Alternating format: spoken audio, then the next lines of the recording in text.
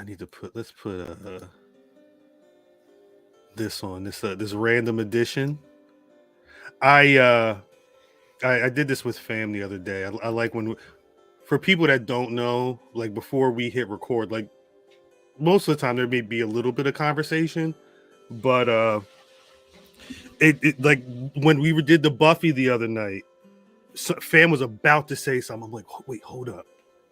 Let me hit go live and let's fucking go.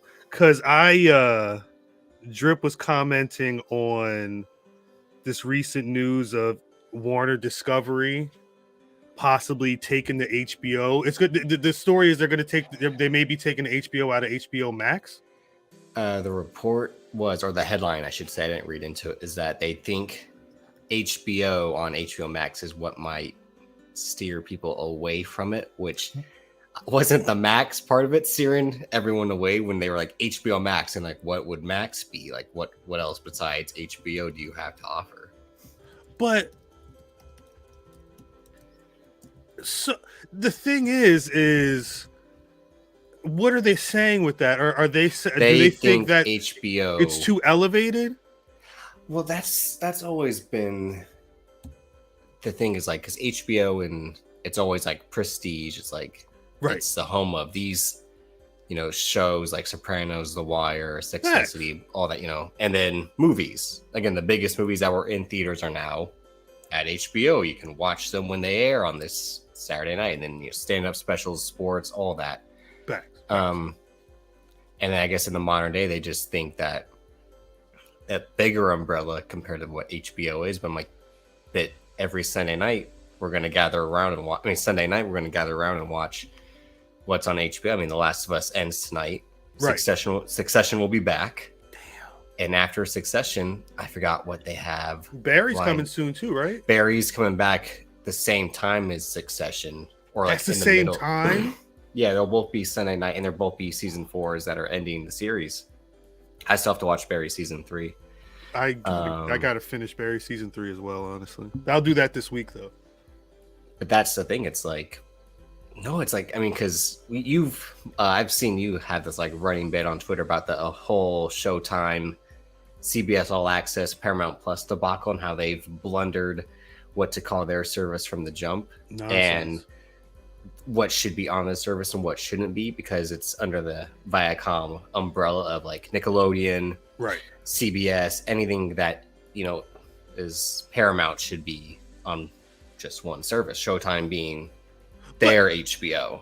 But that's the thing. I mean, I randomly have this on. Again, this is just kind of how the sausage gets made. Shouts out to who's in the chat.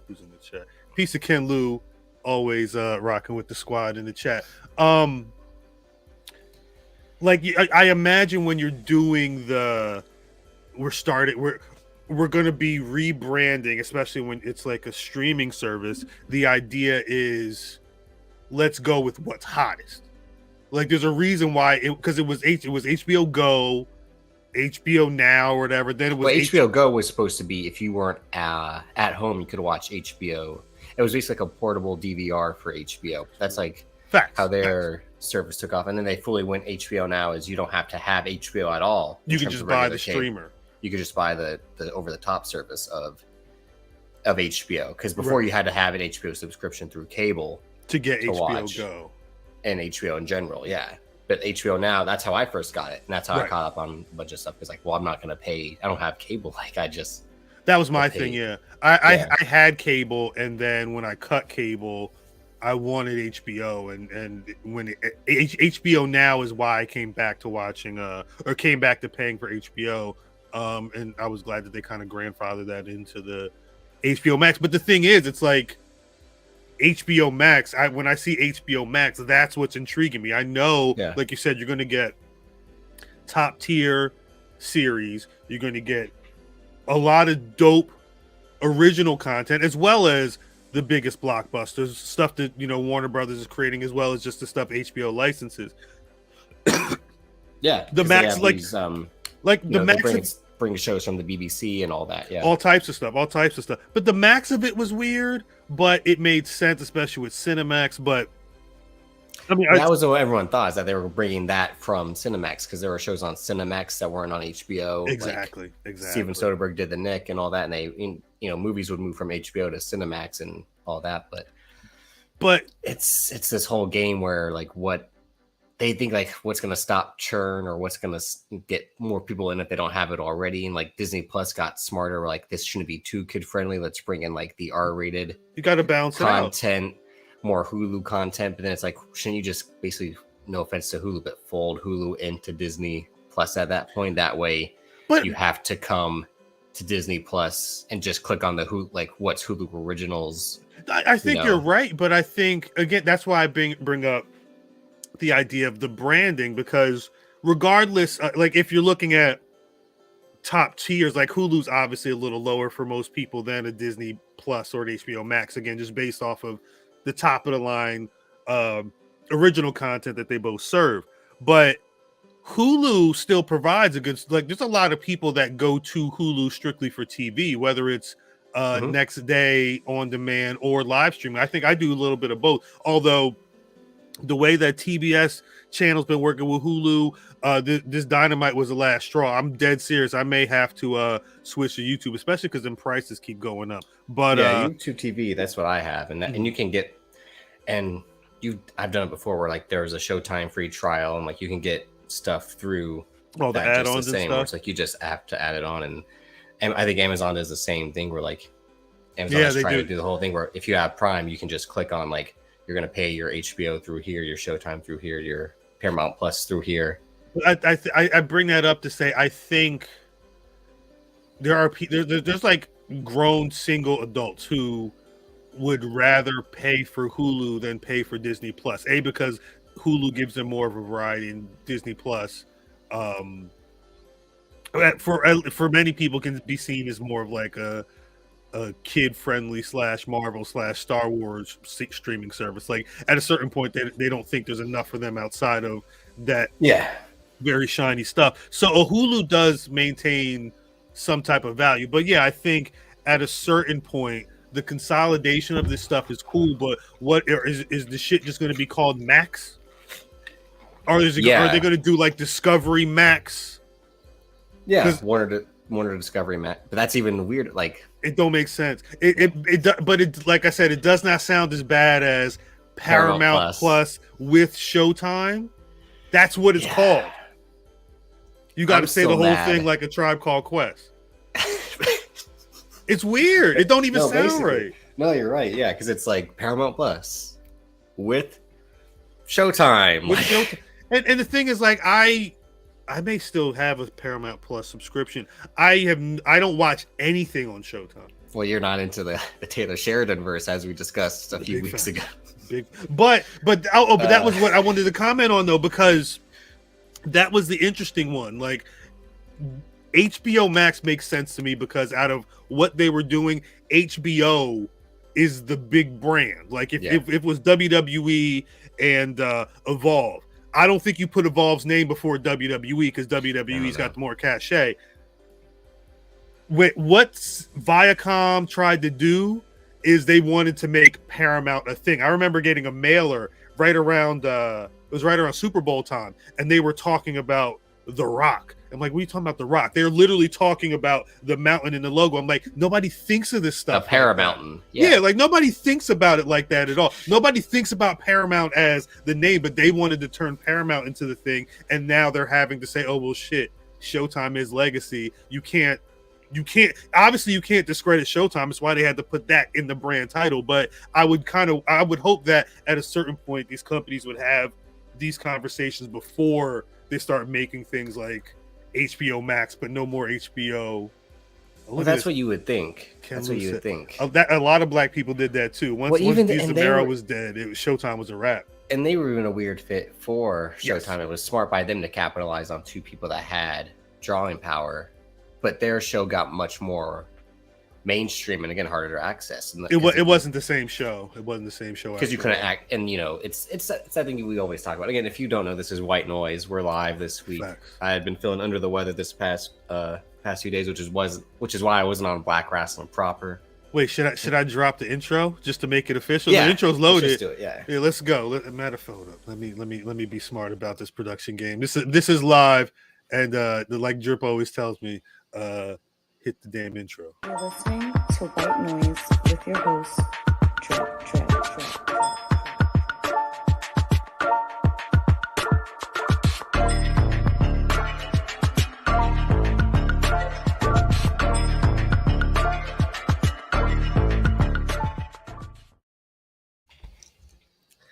I'm Drip. That's khal. As you already know, you've been watching us for the past 10 minutes. You've been watching us on the YouTube, on the Patreon, where you're paying the 1, paying the 10. White Noise, year 2. I think this is episode 10, right? Something like that. Yeah. Something like that. Every time I'm like, shit, what's the episode count? I'm at the point now where I stop doing the covers with episode numbers, but it's like Creed Mania, Kang Mania. Like, yeah, you know what it is. We're not gonna call this live mania. This is that would actually be pretty. This is our third installment of the random live Sundays that we've done on YouTube, and this is actually streaming on the Patreon for public as well. Yep. Yeah, I don't know. These don't really have a name, but shouts to year 2 of White Noise. Yeah, but I've said in the past, if anyone has questions, you can drop them in the chat when we're live. Facts.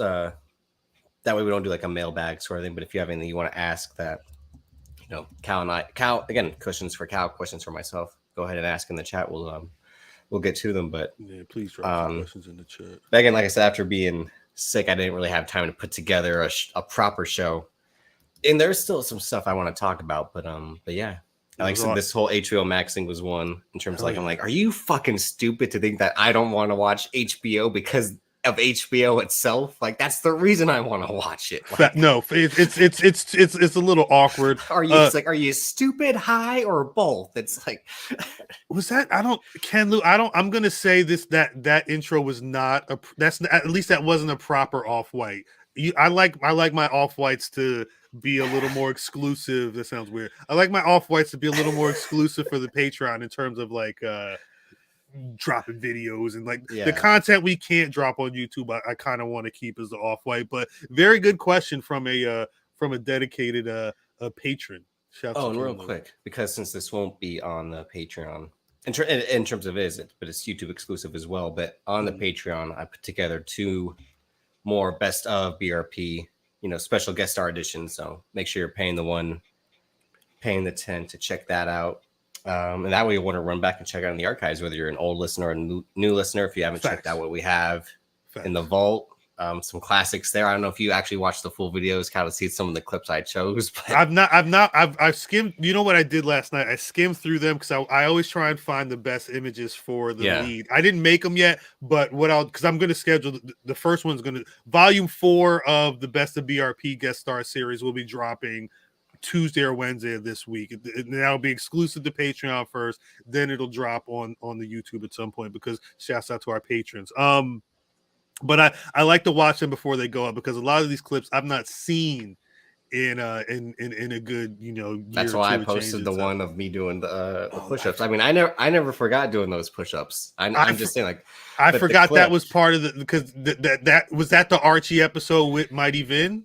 Yeah, I forgot that the push-ups were a part of the Hey Archie episode, which Fam's Archie voice is amazing. We got our first question in here. I guess this is our second question.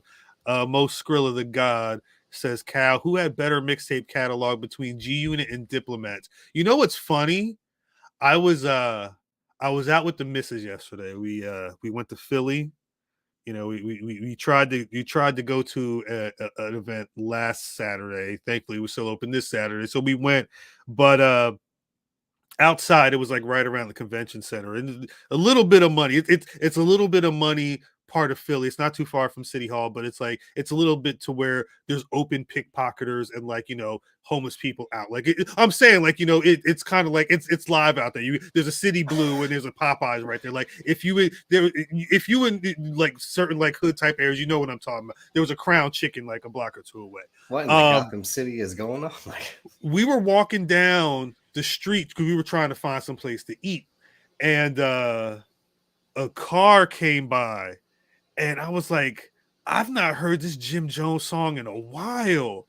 And because my wife was trying to place the voice, I'm like, that's Jim Jones. But this song got to be from like 2006.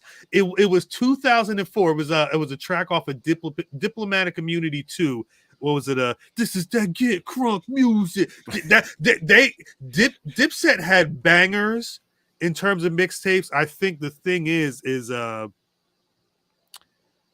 like G Unit probably makes a lot of sense because they did a lot in terms of perfecting the art of what a mixtape is. Like the Locks were doing it before them, but taking a song and being like, this is the most popular record on the radio, kind of like how dancehall artists do, where they'll flip a popular record and they'll kind of make that record hot. They'll make their version hot for the dancehall. Like G Unit was really good, especially 50 Cent. But that's how 50 got put on. But I think for me personally, the Dipset tapes and those compilation projects, they always felt like, what's the best way to explain? This is probably not the best way to explain this, but like, the vignettes drip where like Blackpool Combat Club, like you see them interacting and like training in a room, at least like early, and like they're and the intensity and like the way Regal would be talking about it, and it's really just like really good wrestlers, like trying to one up, like getting together. That was kind of the like it was, but that because like that would bleed into the albums. Like at a certain point, a Cameron tape and a Cameron album was still going to be hot. They would still have a hot song for the streets. There'd be a record that may bubble a little bit, and then you would get the rest of the group, and they would be able to interact. I think that Diplomat era, for me, is probably, in terms of going back and listening to the tapes, I would put the Dipset catalog over G Units, because people reference Power of the Dollar. I've not listened to that thing since maybe a little bit after Get Rich or Die Trying came out. Like I don't know if a lot of that stuff sits with me, like the Dipset stuff. Ken Lou's got another question that that's funny because I was just about to talk about that in a way. I of course I didn't see it. I've not seen it. I've seen good reviews of it, but I've not been able to check it out yet. We'll see what happens in LA. I may have hopefully I have a little bit of time to go see some shit. Anyway, what you about to say, Drew? No, it's funny because now because it looks like Scream 6 is going to win the weekend. Oh yeah, I think that's official. Yeah, 45, 44 or 5 million, something like that. It cut Creed 3 to pieces. Creed had a sharp decline too. But I think the thing is I think the box office is back though.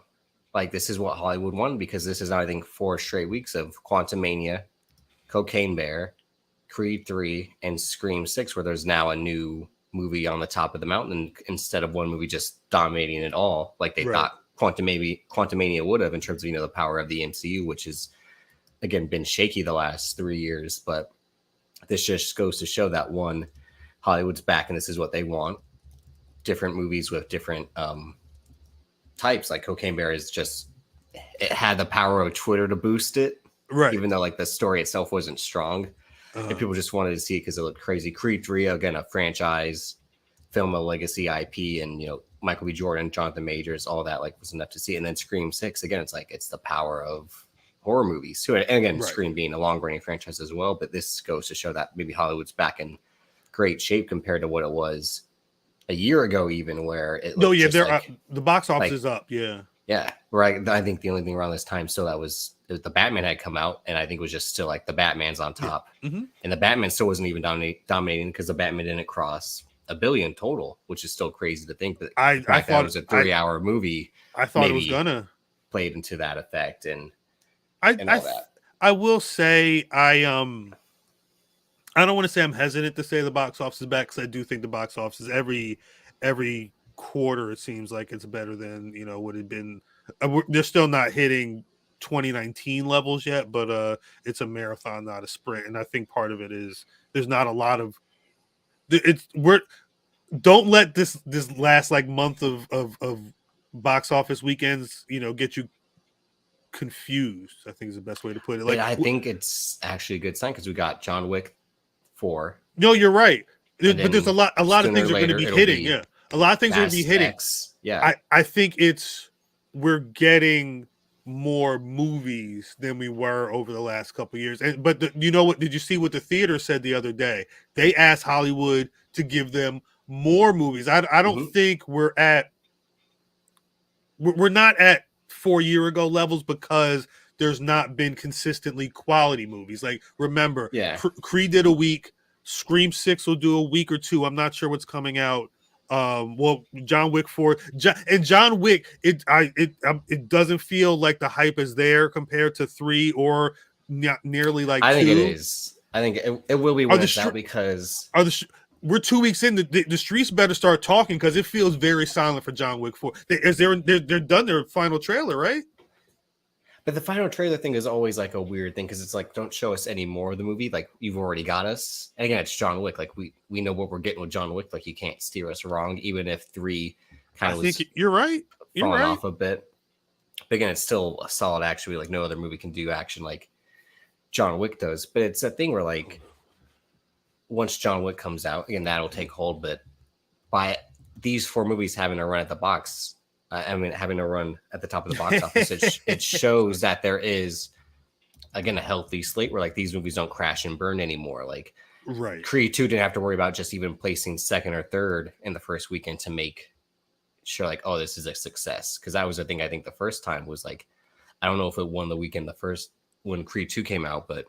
Well, all right. Shazam's coming out Friday. It's either stuff like Shazam, Fury of the Gods, the Dungeons and Dragons movie, stuff like that is like, there's too much coming out. It's too much coming out, but it's no staying power because you figure if Scream 6... Well, that's thing. Do you want staying power or make your money right away? And there's a new, and treat it like the TNT title. Like, now you get a shot with it. Now you get a shot. I will say this, Drip. People were very okay with Roman Reigns and No Way Home dominating their respective fields for months, 2.5 years. But like Spider-Man No Way Home, but that's top tier stuff. Like, that's stuff that you can't knock that down no matter how. But that's what that's what I'm saying. They want more Avatar 2s. They want more things where you can come back and see it again, or you can talk to people who may not have went to go see it the first weekend and come back. I don't think what we're getting right now is, dare I say, stunty, but like Megan topped the box office. Like, there's a lot. This isn't necessarily even a vibrant period in cinema. Like, normally January to whenever Marvel started putting out movies, it was romance movies. You would get like random horror and then action. Movies, there was a lot of, especially January, it was a big dumping ground. Yeah, that's what they called it. Yeah, but that's the thing when cinema changed was like where the summer started in May, and then Deadpool killed it in February. Like, there's been a lot of things that have been they pushed Star Wars movies to the winter. It's like, why would you push Star Wars movies into the winter? It's like Christmas became. It's like how the NBA became a year round. The NBA became a year round sport. The box office has become year round. Where, like, you can make money in January, you can make money in July. Like, that's why I had said that when we talked about, funny enough, The Gray Man. But like when it was out I was on Netflix the same weekend that Nope was out. And I'm like, if you had put those 2 movies in the theater, would have been that much of a slaughter for, like, am I going to go see the new Jordan Peele movie or this action movie by the guys, by the Russo brothers, starring Ryan Gosling and Chris Evans? That would have been an interesting test case to see if that wasn't already a Netflix owned movie. But you know what the problem is? The same film. Mm-hmm. I think the reviews would have murdered The Gray Man more if it was a theatrical release first. Yeah. Like, just like a show being on HBO is going to get looked at a certain way because they built up that cachet, I think the stigma of what many see as a Netflix movie would hinder it. Because, again, was it 21 Bridges? RIP Chadwick Boseman, the Russo brothers, and a lot of people dug that film, but critics I know critics who were trepidatious in even going to see it because it was an STX film and it was them producing, but based off the like, things can look a certain way and people may not want to go to it. So it's tough. It's really tough to say if The Gray Man would have had a big chance. That's why the next month Bullet Train did so well, and Bullet Train was a movie where like the whole time, like even when I was reading about it and then when the trailers dropped, I'm like, I don't even know if I'm going to see this movie in the theater. But then like, so that weekend I had nothing to do. I'm like, you know what? I'll go see Bullet Train. I got nothing. Oh, that's I think the weekend my entire internet was knocked out. So like I'm like, and they couldn't come and fix it till the Sunday. So I'm like, I'll go to the theater and see Bullet Train. But the whole time with Bullet Train, I'm like, this feels like a Netflix movie. Right. Like it feels like they got Brad Pitt, a bunch of other people you might know. Mm-hmm.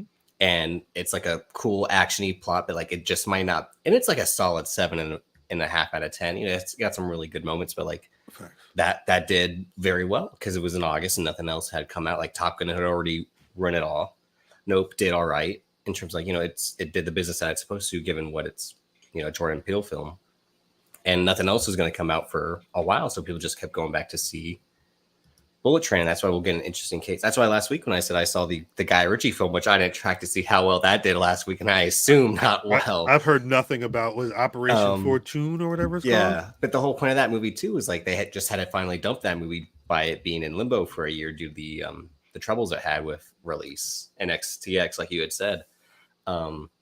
Yeah, geez, they did $50 million film. It made 35.8 million at the box office. So yeah, that's an official stinker for Guy Ritchie. But yeah, Guy Ritchie. But then that's why he's doing this Hercules movie for Disney when he's done with facts. But that, you know what, Lionsgate dumped that, and it's already going to be hitting VOD. Yeah, it'll be hitting VOD soon. So I mean, they probably just dumped that, like whatever, fuck it. Let's get the thing out of here and at least try and get some of that money back. I kind of hope that your optimism for the box office is backed up with movies that at least perform, because a lot of people go see these films and then they forget about it by July. Mm-hmm. Some people have forgotten that Operation Fortune and Cocaine Bear and these things even hit theaters, let alone were released this year. So there's not a lot of bangers. But when I listen to stuff like The Big Picture, it's like when they talk about movies of the past or like past movie years in general, like 2002, like remember like these 25 movies all came out and like no matter how small it was, like this still felt like a big deal.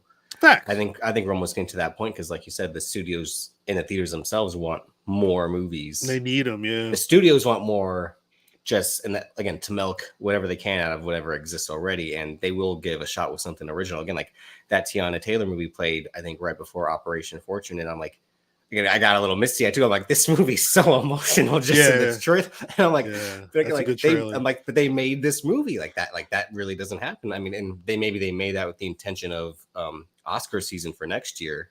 But again, that movie got made. Like there's this movie with the comic Sebastian Maniscalco and Robert De Niro. Oh yeah, no, I think that trailer killed and not the Operation Fortune screen. Like everyone in the like laughing. I'm just like, this looks horrible. I'm sorry. Like, you know what? It's with my Italian dad. That's what this movie is. It's like the only time I go to the theater and see trailers with my son, but I never see trailers for movies like that. They don't play before Marvel and DC films. Yeah, no, like this. No, that's so. Again, I had the double feature last Saturday, so I saw Creed, which had a lot of the big mainstream trailers, and then the Operation Fortune trailer had a lot of these smaller films. There was one like really bad like thriller horror movie that played right before, but then they showed that trailer for the Boogeyman movie that's coming out that was supposed to be a Hulu film, but then they're going to put it in theaters. It was by Stephen King. That trailer actually does look pretty good. No, Boogeyman looks crazy. Did I see that in the movies? I think the trailer aired during the Super Bowl. It was they showed like the short clip and they're like, watch the full trailer on YouTube. I'm like, what the fuck is this? Boogeyman trailer. I wondered what movie just came out. What came out recently? Not Creed 3. What was the Marvel movie that came out? Quantumania. I think that might have played before Quantumania. I'd have to ask my son, but I'm pretty because with the little girl with the light, yes, I definitely I watched that in the which theater. Is an amazing visual, like when she like rolls it under the bed and it just goes like, oh, a woman jumped in the theater during that trailer. She's like, well, I was just like there There was a horror video game that was like that. You were a kid that was, you had to last 7 nights in a room, and one of the aspects was having a flashlight, looking under the bed and looking all around and shit. That it was kind of creepy, but I didn't realize it was a Stephen King. But yeah, I didn't know shit about that movie when I saw the trailer, and that's how I like to watch trailers. So if I can get anything. I kind of like, if I'm in, I enjoy a good surprise, especially when I'm at the cinema. I would like to see at least one trailer I've not seen before, and I'm glad that I hadn't heard of the fucking Boogeyman before I went to go see that. That was a dope surprise, and for it to actually be good looking, I can't go to the theater with anybody to see that though. That's the thing. Like I can't. Oh, I forgot your wife doesn't like horror movies, right? The missus, like, she's waits for she's like, look, she'll go see John Wick. She went to see. Did we go see John Wick 3? I thought you told me that. Yeah, I think we went, but she probably won't go see 4. I mean, it's 3 hours, so I don't. You're like, hey, but she's also like, she's good. Like, I could randomly get her to go to the cinema, but it's not regular. Like, she's very content to wait for shit to come out on streaming or whatever, Netflix and shit. The comfort of our home. And that's what we've talked about before, is that when we talked about the Netflix slate, and I'm like, all this is just bad. It's bad. Like, I'm like, there are 3 movies I genuinely care about, and I think only 2 of them are going to be good. Like, and that's like, and they spent all this money to make no money back. That's the crazy part, is like, to make all this money in a monthly bill versus a dominant box office weekend or 2, which is why, like, another double feature I'll have will be the Oppenheimer Barbie double feature. I'll go to the theater twice that day to see, like, I don't know. The only thing, I don't know which I'm going to see first. Do I start off light and fun with Barbie, or do I go see the dour man, about the man who made the bomb, and then be like, I feel watch some Barbie. For me, I think I'd probably want to start with Oppenheimer and then use Barbie as like a palate cleanser, because I don't know, like, when you're done with Barbie, Oppenheimer feels like a shift. Yeah. That feels like a real shift. What if, like, Barbie's darker than, like, they're telling us? Like, I hope so. I think it actually is, to be honest. I think it'll be a 50-50. Like, it's a little too hot, and Ken's having a fucking existential crisis. Like, no, they basically say, like, he's like the loser boyfriend type in that film. Like, I love it. I don't know if I want to see it. Come on. It's got Zendaya, Issa Rae, Simu Liu. I could Will wait Ferrell. for that. A Barbie movie, I could wait for that to hit, but they're not, even with that being kind of a extra layer, a fourth wall-ish type, whatever. Like, yeah. I don't, like, that's not pushing me to go to the theaters, but I am intrigued. I'm more intrigued than a straight Barbie movie. There's enough of those on Netflix. Yeah. No. Well, let's see. Like, do you like? I don't know if we talked about this before, but like, no. The fourth wall breaking, or satirical films, like movies that are like, the whole point is to be in. Like, I'm not saying, like, do you like the scary movie, like, parody films, but do you kind of like? I appreciate it. Like, I say this because the other day I was gonna watch it, but I just didn't. But I watched the trailer for I'm Gonna Get You, Sucker. I have never seen it, but I watched the trailer because it's on HBO, and I'm like, oh, I'll watch this later. I'll put it in my list. And like, the trailer was hilarious. I'm like, when he's like, I'm a soldier, and then like they shoot, and he's like, ah, like, wait, any Ken Lou, anybody in the chat right now, drop a 1 if you think Drip should watch I'm Gonna Get You, Sucker before the show this week. We should have a conversation about. I will rewatch I'm Gonna Get You, Sucker if we can have a conversation about it in the cold open of BRP. I know fams talked about it, because that's the whole, like, they came with guns, right? Like, classic. The whole Chris Rock one rib conversation is in that. Like, there's so many. Most Skrilla went with the one early. There's so much classic material. Ken Lou came with the one as well. They may be the only ones watching right now, but I may have to rewatch that. If I got on the phone and told fam that we talked about I'm Gonna Get You, Sucker, he may rewatch that tonight. But that's I think I do, for the most part. Like, I don't want to get, like, because like Scary Movie is cool, but I won't watch a whole Scary Movie the whole time. Yeah. It's good for its clips, Take obviously. the window or take the stand. I'm sorry. It's good for like its moments, like and like because I saw someone repost this, or like the clip in the second one where they parody the the Allen Iverson commercial. Yes, when they all dribble the basketball. Then like when Marlon Wayans and Shawn Wayans like do the daily.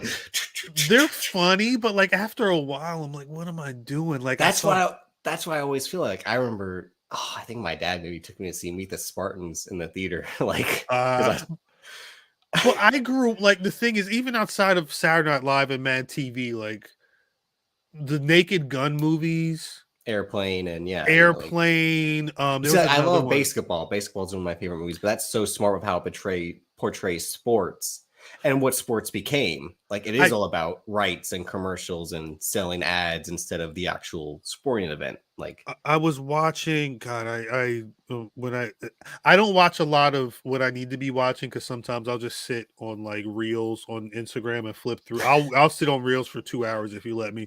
But there was a clip from Hot Ones where Bryan Cranston was on there, and I forget what's prompted the conversation about comedy acting, but Bryan Cranston, he said the one important thing about comedy is the person in the show or the thing shouldn't be in on the joke, in the sense that the character should be in the moment of the situation and not in on the fact that it's comedy. I think at a certain point,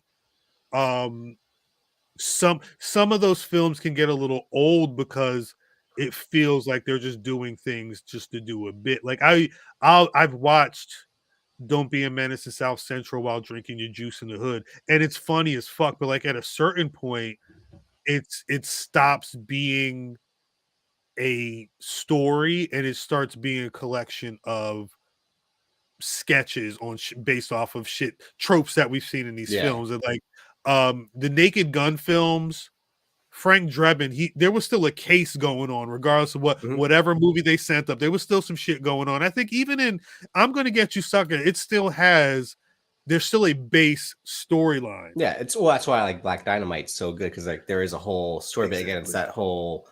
Each time there are these homages and wink winks. We know that this is a blaxploitation film with the whole like when he hits the guy who's like, he hit me, what the fuck? And then they reshoot it and it's a new stand and then he punches that guy. It's like, but I'm Gonna Get You Sucker, that type of stuff, because it is a send up. It's kind of a blaxploitation. Yeah, it's the homage, and like let's have fun with like how these movies were classics but bad at the same time. But I don't want to say. Because the way no disrespect to I think because of what I'm Gonna Get You Sucker did, Black Dynamite had to approach those types of scenes in a different way, where like the camera's like, you can tell that somebody's touching the camera and things are stopping and they're in a scene in a movie about and then has Michael Jai White, who knows how to fight for real, kick ass like in these action scenes. Like it's still like a actually pretty good action movie at the end of the day, because it's like they took the action seriously, like Michael Jai White. They knew they knew how to make that stuff work as well. I think I'm Gonna Get You Sucker does a lot of that stuff, but in more straightforward, less big brain looking at the situation type things, because it's probably closer to a Naked Gun style. Like if the Naked Gun was able to do a real like blaxploitation send up legitimately, it probably could have been close to I'm Gonna Get You Sucker, but I'm Gonna Get You Sucker is just too fucking phenomenal. Like that's it's silly. Well, I watched the trailer like this is brilliant. Like I just didn't get to it that night, but no, like when you wink, like again, obviously, like Deadpool's the ultimate cheat code, because the whole point of that character is that he acknowledges that's his character, what exists outside of the world and all that. But something like 21 and 22 Jump Street, which is like there are the in jokes of, we know, like this is a cop movie that makes fun of cop movies a little bit, or like when Queen Latifah in the second one says, I'm straight out of Compton. Like, but my husband, he's from England because she's married to Ice Cube. Like the whole joke about, and there's again that's supposed to be a wink, wink. But in the when that feels good, that feels a little too pro wrestling for me. That type, that's Mick Foley. How we doing, Trenton? Like eat a the dick. cheap pops. I hate that. Yeah, but there's the brilliant part in the second one where, because in the first one, Nick Offerman offers them the role is like, well, since the department's run out of ideas to remain relevant, we are reviving something from the 80s from the 90s to see if it still works, and we're going to send you two to Jump Street. Or it was like the studio doesn't have any original ideas, they're going to reboot 21 Jump Street as a movie. And then in the second one, Nick Offerman's like, well, since it's worked so well the first time, we're going to send you guys back. In terms like the first movie did well, that's why we're making a sequel. Like his speech about like, you know, these movies exist because Hollywood's broken, but then you fixed it. Like I like that kind of. I think you mentioned Saw 4 before. I like how the Saw movies are looking. I don't think I mentioned Saw at all. Not Saw, Scream. I'm sorry, Scream. Yeah, I'm like, well, because that the whole point of Scream, is like, well, the first Scream was. The first Scream was like a horror movie that was also about horror movies. Like it really defined the rules and but I think that may have been one of the bigger films to kind of do that wink wink, like where you're watching a horror movie about horror movies and some horror movie shit's about to happen. Like they did a really good job, and they continued, especially in the series. There's a franchise called Stab. That's based off of, just like oddly enough, just like Scream is, based off of a real life murder, Stab is based off of the murders that take place in the real life universe of Scream. But every subsequent film has had some other type of take, whether it was Scream 2 being the obvious sequel, or they play around with all these tropes. I think Scream 5 was not a send up, but it was their take on a requel, kind of the revival sequel type situation. And now it's I believe it's like franchise hell, or like the franchise will eat you. I forget what the exact what this one's supposed to be about.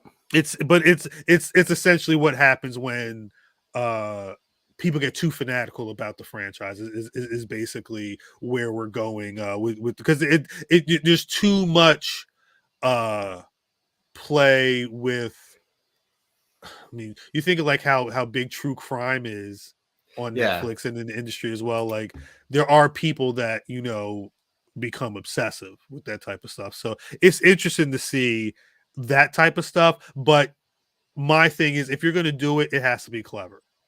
If it feels like it's cheap, or like you really didn't think about anything but trying to slide in this really weak fourth wall breaker reference, like it takes me out of it because I groan. Like if it's too cool, like I love that at the Rush Hour 2 blooper where homeboy falls and crashes on top of the taxis, and Chris Tucker's like, damn, guess he won't be in Rush Hour 3. Like I love how that's a blooper and wasn't the line in the movie. You know what I'm saying? Like I don't need you to be that self-referential while I'm still in the fucking shit. This isn't WWE. And that's something that's always a tricky thing, like you said, because that goes back to wrestling. Like, should you acknowledge what's the outside of the ring and what they allow to be story and what isn't story? Like the whole this is how, now mind you, you're about to describe how math approaches which is why I've always understood where he's come from with that. And I'm like, it's so tricky to do that now in the era of like, one, you're on a podcast, and unless there's too much information. Well, no, if you're going to like have a wrestling podcast but keep it so kayfabe, where you just cover that week of TV as what was on TV, and like it was just a show, it would be hard. But even then, like when I've said this before, like when you talk about the show, you do kind of have to acknowledge like the behind the scenes of like, well, this actor had to be written out of the show because of this or that, and all these other things. It's tough, but that like, imagine if there isn't that many scenes of Brian Cox and Jeremy Strong in Succession season 4. Like, well, because they've had a history of Brian Cox not liking Jeremy Strong's approach to acting. So maybe they filmed less scenes together. So when they did have scenes, they could just like get in and get out. It's that thing where you have to factor in all these outside bits. It's that, the heat that Eddie Kingston had with Sammy Guevara. That's why that match didn't happen. And but it's like, will that be on the All Access show that AEW is going to do? And but the problem is, Drip, is a lot of what the way that pro wrestling has evolved, it's turned us into fantasy football players for real life. And the thing that I have to remember is the majority of the population doesn't really think about things like that. Mm-hmm. Perfect example.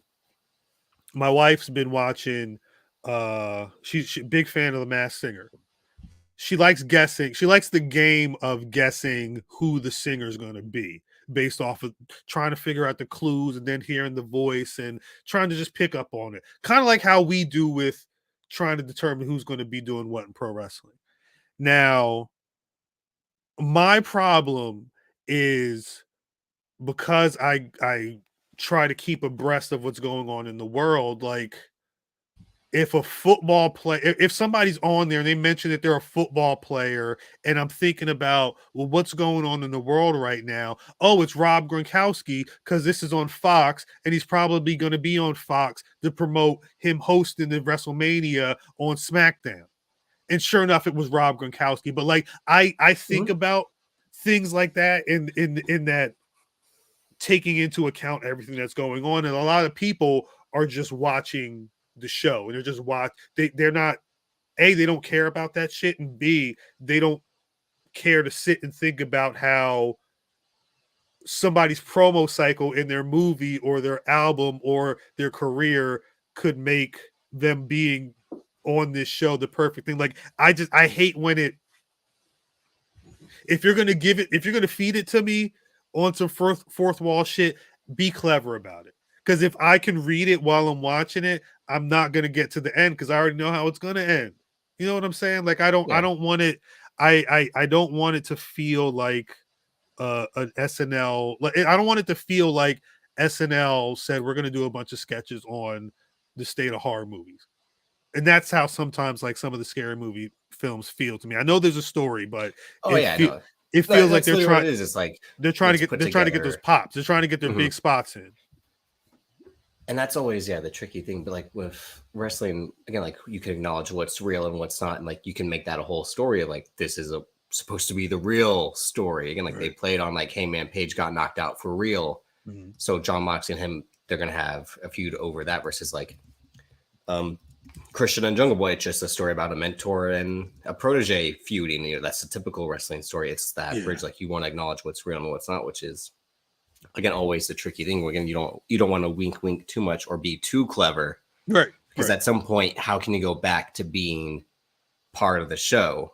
And that's always been the problem with wrestling more than like a movie can kind of be self-referential a little bit. But like that's why I love the Kingsman films. And the first two Kingsman films in particular are like Matthew Vaughn acknowledging that like James Bond does exist in this world. And I am making like a James Bond movie with my sense of humor. But then like the third Kingsman film was kind of like a really serious version of like, like the movie about the First World War and all that. And it's like, I'm not saying it's a departure because he's also that type of filmmaker who can vary in genre, but it's like, there are no winks where like in the first one when after spoiler, like Taron Egerton kills Samuel L. Jackson, he's like, it's not that kind of movie. Like, it's like, or like they make, because Samuel Jackson, like, aren't you supposed to say something really clever right now? And it's like, it's not that type of movie. Right.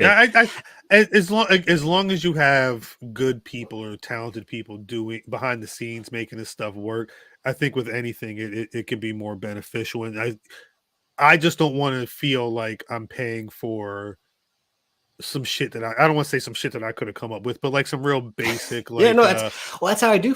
I think you and I, being a couple of creative guys, do feel like, I could have come up with something better than this, whether it be wrestling or a movie or show like this. Like this is what your grand goal was. Like episode 2 of The Mandalorian this week, episode 2 of this season, like is really well, but like they kind of repeat the story in terms of like the Mandalorian does these tasks, gets captured, and then Katie Sackhoff's Bo-Katan character goes through the same steps to rescue him, and it's like, right.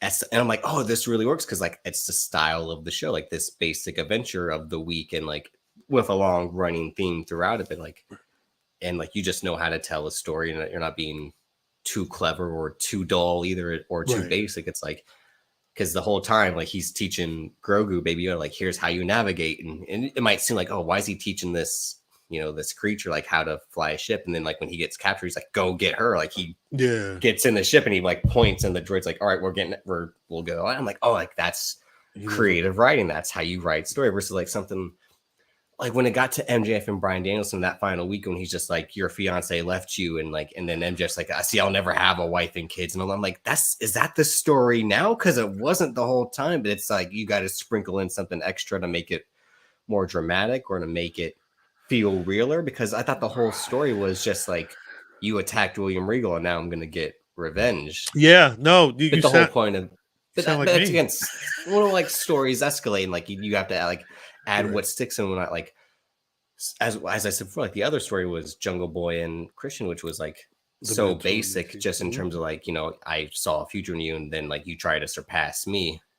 And then and then they brought in the whole Luke Perry thing as well too, of that extra wrinkle. Like that's something that's known within Jack Perry's story of being a wrestler. It's always tough. It's like you can't win with, which is why I always say like, like only a few people can be shooters in terms of like on the mic. Like that's one of the appeals why I like CM Punk so much. Like his character work with being the guy who tells the truth in the story of whatever storyline he's in. Compared, like no one else could really do that. Like when someone else tried to do that, like it doesn't fit the same. No, I feel you 100%. It's tough. I think it's tough, and I think I'm sorry, we were talking in my computer like legit. This would be like Cal's on the phone, and this is the image they used like back in the day. Like Jesus Christ, no, it froze for a hot second.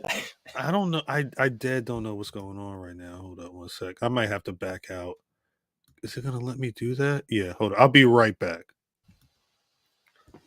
I just always I've thought that before. I think anyone who's thought that like it's tough for wrestling to acknowledge what's real and what's supposed to be part of the story originally, because you don't want the whole thing to be a shoot. Because how are they so they're supposed to have a fake match at the end, or they're just shooting the whole time? I guess that was the problem with ECW, right? Is that they would shoot too much and then like stay shooting. This match happens and it's like again like a fucked finish, because like at the end of the day this is still pro wrestling. Like this still is scripted, it's choreographed. Big facts. The whole draw of it is like they're going to tell the truth during it, and guys might get hurt for real. But it all serves a purpose in the story, which is largely written and planned beforehand. That's what they say. Yeah. I mean, I think at the end of the day, it looks like MJF and Danielson had a match because we needed to get a dope MJF match. And I think we got... That's the whole... Yeah. And that's what happened. We got a dope MJF. I mean... Dope-ish. When he rolled out to the ring for the 18th time, I'm like... He gets gassed. Like he's not wrestling enough. Of course he gets gassed. Like, but I'm saying like you're not that guy, pal. You're not that guy. That's him. Like at the very least. And I know they'd be like, oh, the story is he has to roll the outside because he has to drench himself with water. It's all the story. I'm like, it's the story because it's real fucking life. Like Bryan Danielson was doing 30 minutes in. He's like, come on. Like it's one, but in listening to Danielson talk about, because we're about the same age, and I understood when he talks about not just going to bed after the show instead of worrying about going out, but like having to prepare for what he's going to do. He makes sure that he's able to work. He puts himself through the stuff so he can do an hour-long match. MJF could have wrestled 40 more minutes. Probably he probably could have, and it was great. There was MJF looked like $1 million, and I think credit goes to MJF. He can do things that I probably didn't think he could do, and he's clearly more competent in the ring than he lets on. I don't know if it's the fact that it's good character work, or it's just the fact that he's just not as seasoned as some other people are in terms of being a in-ring performer, but it is glaring when he has to go out there and he's drinking water. It's I couldn't do it. It looks like me wrestling. Yeah, but like I said, it works into the part of the story, and that's what we're in the era of. Like these minor details matter to the story, and what's real or not. Like the myth gifts of the world, people like that who can link what story, whether it might be or not. And I mean that in a good way of like it helps amplify something that isn't there, and you're trying to make something out of it. But the MJF like drinking water and constantly rolling it outside, like I already said, like his whole thing is that he's going to try to run away multiple times during the match, and that's why like he does the low blow, rolls him up, but then is able to pin him shoulders to the mat right after. I'm like that. When I saw that, I'm like, that's ludicrous. Like Brian Danielson would just lay there, so like, ow, my nuts. Like, no, it's rough. But yeah, the rest of it, him being like, yeah, I gotta trench myself in water. It's like, I know this is for real, but like, and it works for the story of like this kid. Like, they just kept saying on the car, "Oh, he's thirsty, isn't he? He hasn't gone this long in a match in a couple of years, hasn't he? Nah. It's just like I know because he hasn't wrestled 8 times in the last 2 years. It's like it's ludicrous. This shit is silly, Drip. It's really silly, but what can you do? But like you said, he lets on more. Like he probably could be like, if he wanted to, like the best wrestler, but he has that asshole, and I mean it like sincerely. Like he's an asshole in real life. And he wants to be like a Randy Orton, The Miz. Like, I might have the talent, but I'm not going to burn myself out doing it. Fuck you. I don't care about having the best matches every single time. That's for guys like him. Is MJF? I don't want to say he's a modern Andy Kaufman, but like, is MJF is playing the game differently than everybody else, right? Like, clearly, he's dedicated himself to be as much his character as he can be when people see him, right? Like it's who's closest to being that much their character? To be honest, I mean, if with the exception of probably like beating his family members up, Tribal Chief Roman Reigns is as real as I think Joseph Anoa'i would be, because he's a quiet family man who like that's it. Like, I agree. No, I which agree. is why this character worked better than Superhuman Man in a bulletproof vest. It's like you have to watch Roman doing a late night interview. I prefer go watch his last interview with Jimmy Fallon. The way he answers the Rock question is very much corporate WWE speak. He said it in a way where it's him. It doesn't sound like it's bullshit, but they told him that it felt like something you got to say, but when you hear him talk about everything, you can tell how close this iteration of the character is to Joanna Y, the person. Like it's not even night and it's not even like the old Roman and the new Roman are night and day. It's just how close the character and the man are to each other at this point, which is interesting. I think there are a lot of people like that, to be honest. I mean, again, Big E was on a Zamboni last night, and I think I think Big E is. I don't think Etor turns it on to be Big E in public. I think he probably is quiet at times. But I also think like he likes being a fun guy to hang out with, based off what you see when he's in these circumstances. Like, I think Etor was he may have been a bit darker. There was something that Etor said on the podcast one time about I'll never forget it because it struck me when he said it. He was talking about, I don't remember how they got on the subject, but he was talking about when he passes away. Like he was legit like, you could just throw me in a ditch and don't even worry about don't even worry about any of that stuff. I think the conversation ended up being more about the man, but like to hear him say things like that, and then to see, because I think he's spoken out about standing up for people need help in terms of like suicides and things like that. Like the way he's spoken about things, I've always wondered what his journey's been.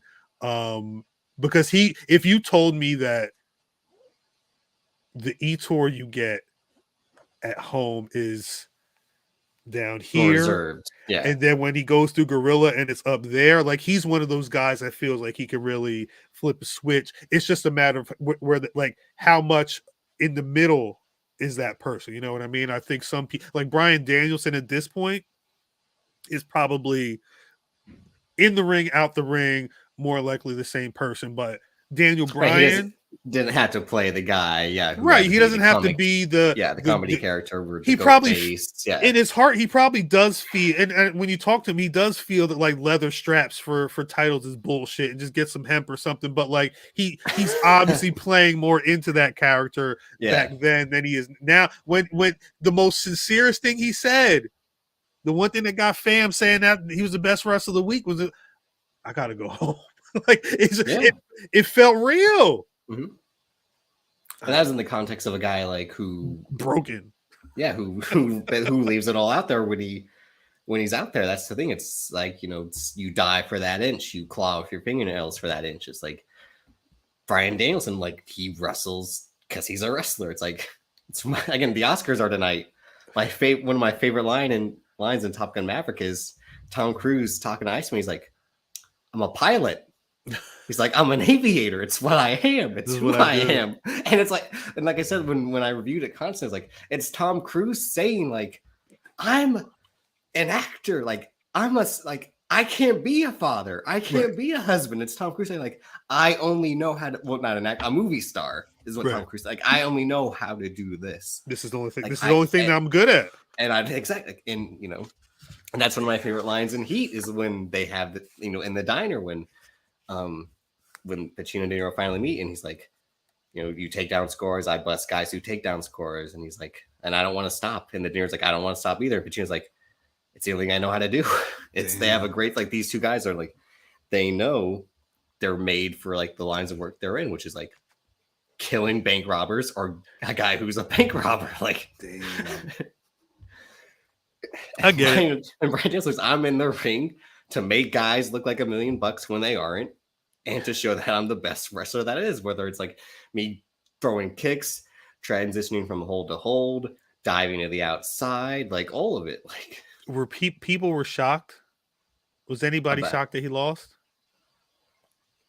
When they did the overtime, I still had a shot of like, he may win this thing. He might win it. Yeah.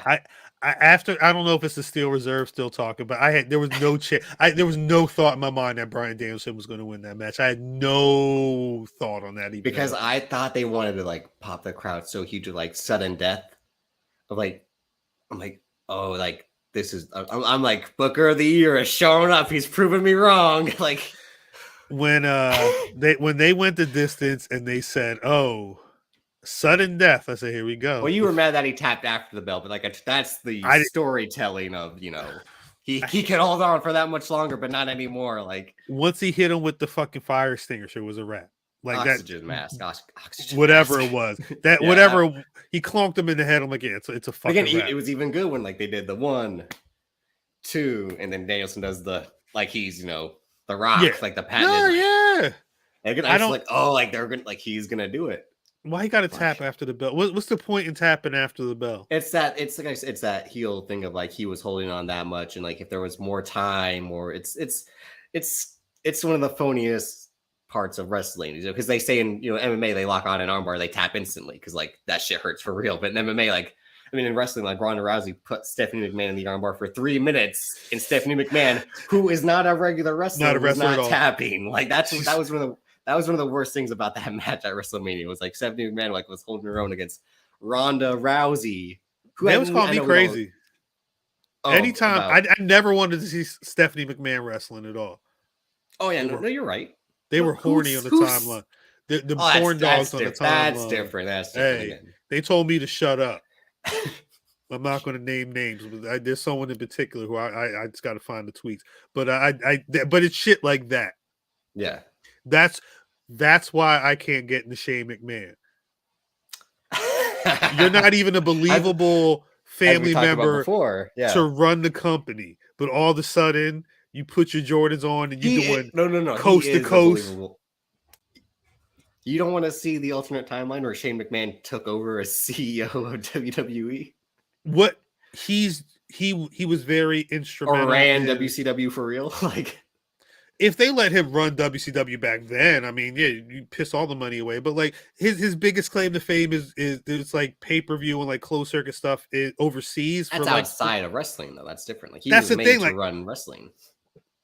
I think the fact that his biggest success that was him trying to be Vince McMahon of the XFL and like the movie studios. Like, you can know me from other stuff, you know, and like you got to make a brand, bro. Like you can't be the son of Mr. WWE and be like, yo, I hooked up the pay-per-view overseas, pops. Let me get the keys to the good car. He was looking for a Shane to build whatever fucking New Japan 2, or like he wanted to see him build something that kind of could have been a WCW. You think he actually wanted him to? You think he wanted Shane to make you wanted him to step to him, like build your own? If we're looking, if that's the case, Shane McMahon would have bought TNA 10 times over. If we're looking at WWE as the real life Succession, Kendall Roy greater than son Shane McMahon. Like Kendall Roy looks more like somebody who would go get some shit. Shane McMahon. The whole point of the show is that Kendall Roy is the one who actually should be running the company, but like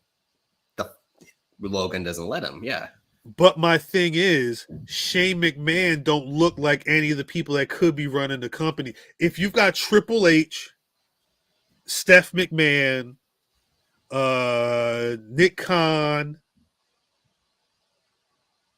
Kevin Dunn, if you want to play that game, there's 3-4 people that could legit hold that. And then you've got Shane McMahon.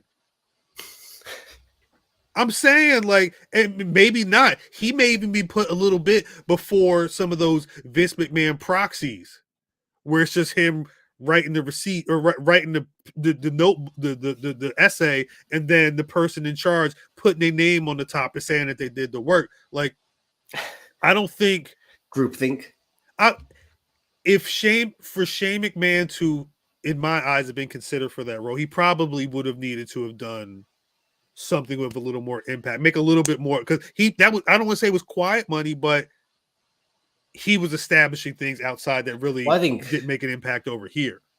Well, see, that's the thing. I think Shane McMahon, probably like Stephanie and Triple H, would have been a real group think person, because like you saw with Triple H and NXT, like I'll bring in people from Evolve, I'll bring in people from TNA's creative to like help me mold this into like what I think wrestling should be. Whereas like, what's the whole thing about Vince McMahon is like, yes, men.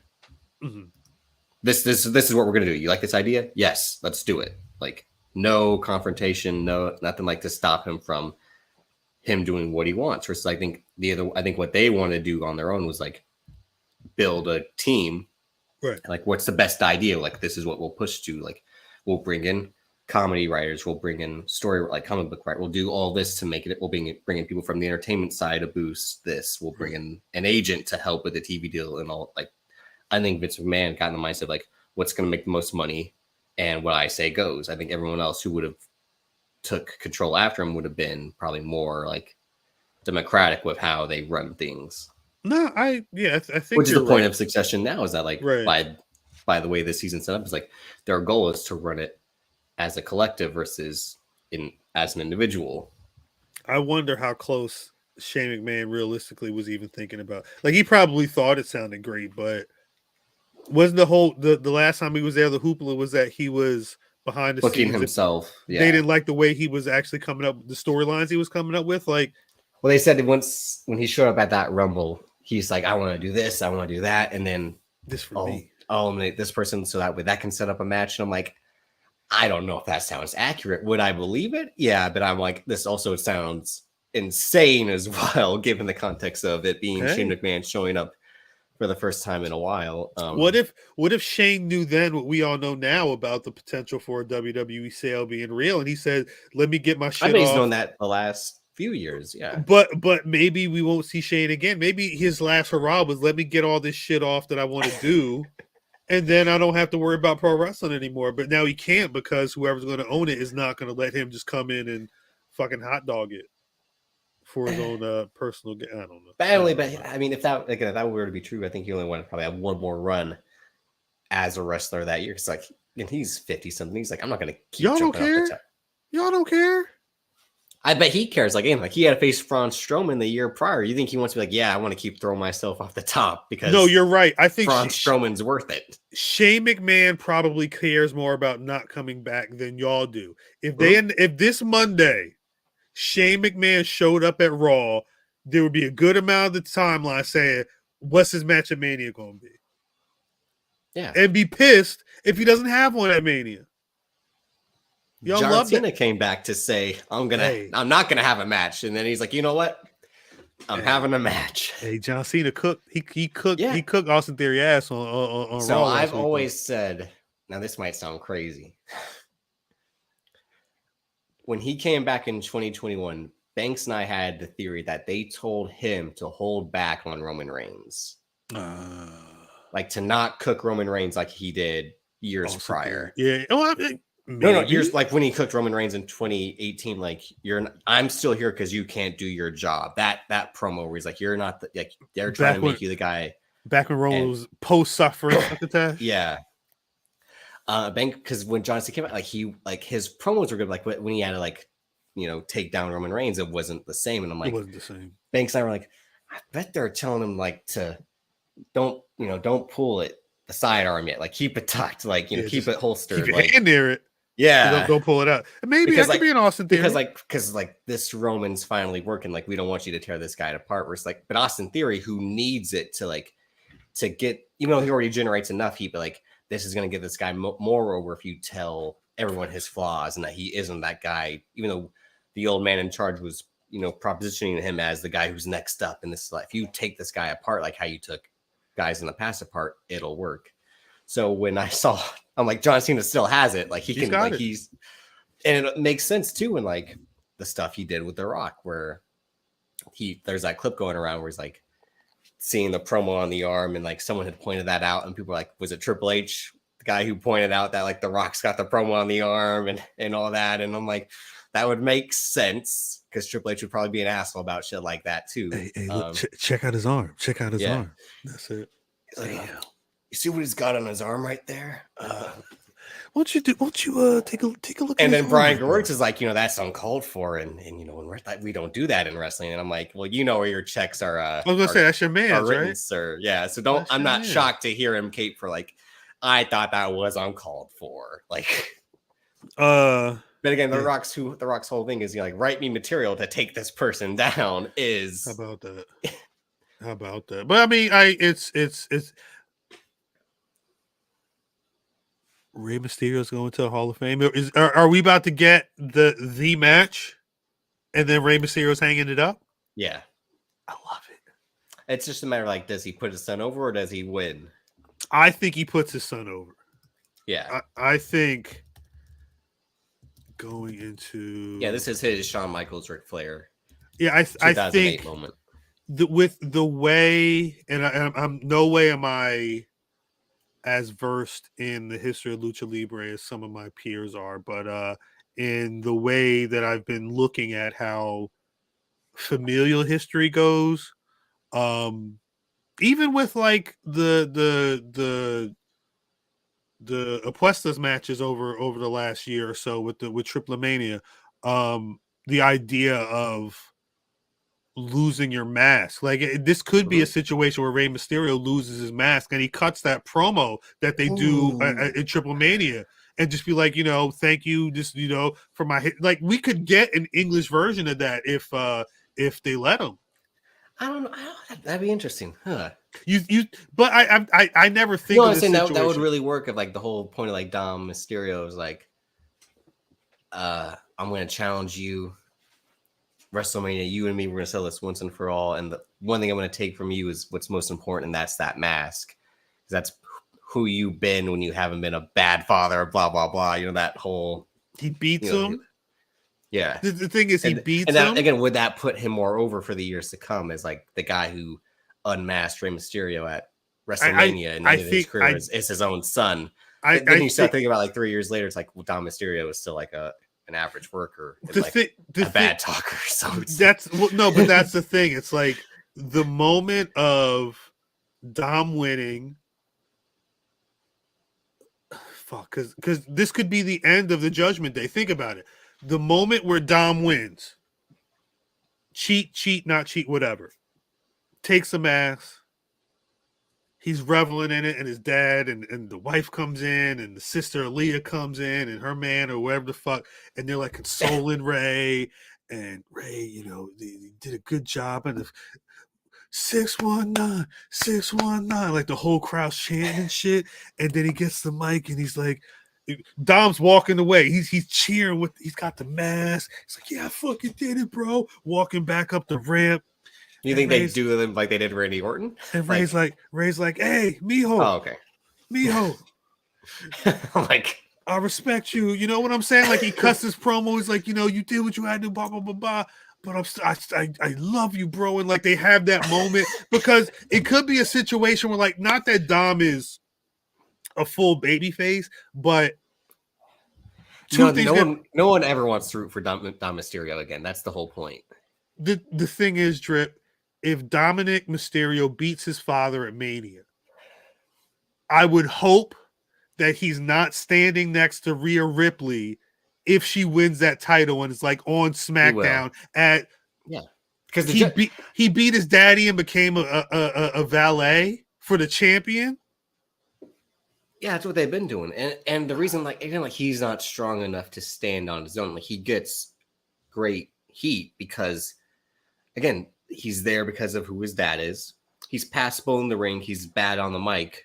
So when he talks shit, saying like, I'm better than Eddie Guerrero, I'm this generation's Eddie Guerrero, or like Eddie Guerrero was this generation, his generation's on Mysterio. Like, when he says stuff like that isn't accurate at all, that's what will make the crowd boo him. And being like the second to Rhea Ripley is even more of a heel look because, again, like, he's the man who has his woman fight his battles, which is a brilliant thing to portray, like when she slams dudes for him and all that. It's that's why the Judgment Day is working for what it is, which is like Judgment Day dead. I don't think so, because like, no, I'm only saying that because Finn Balor doesn't want to be a top guy anymore, or he's come to grips that, like, at his age and like with the powers to be constantly changing, Finn Balor's like, I'm just gonna show up to work. Right. I'm just gonna do what I want. I'm gonna have fun. Like, you better go to and then Damian Priest is just like, I don't know what to do except wrestle and dress like this. Like, you want to talk about like DOA? I mean, that's rough. He may be in his JTG phase.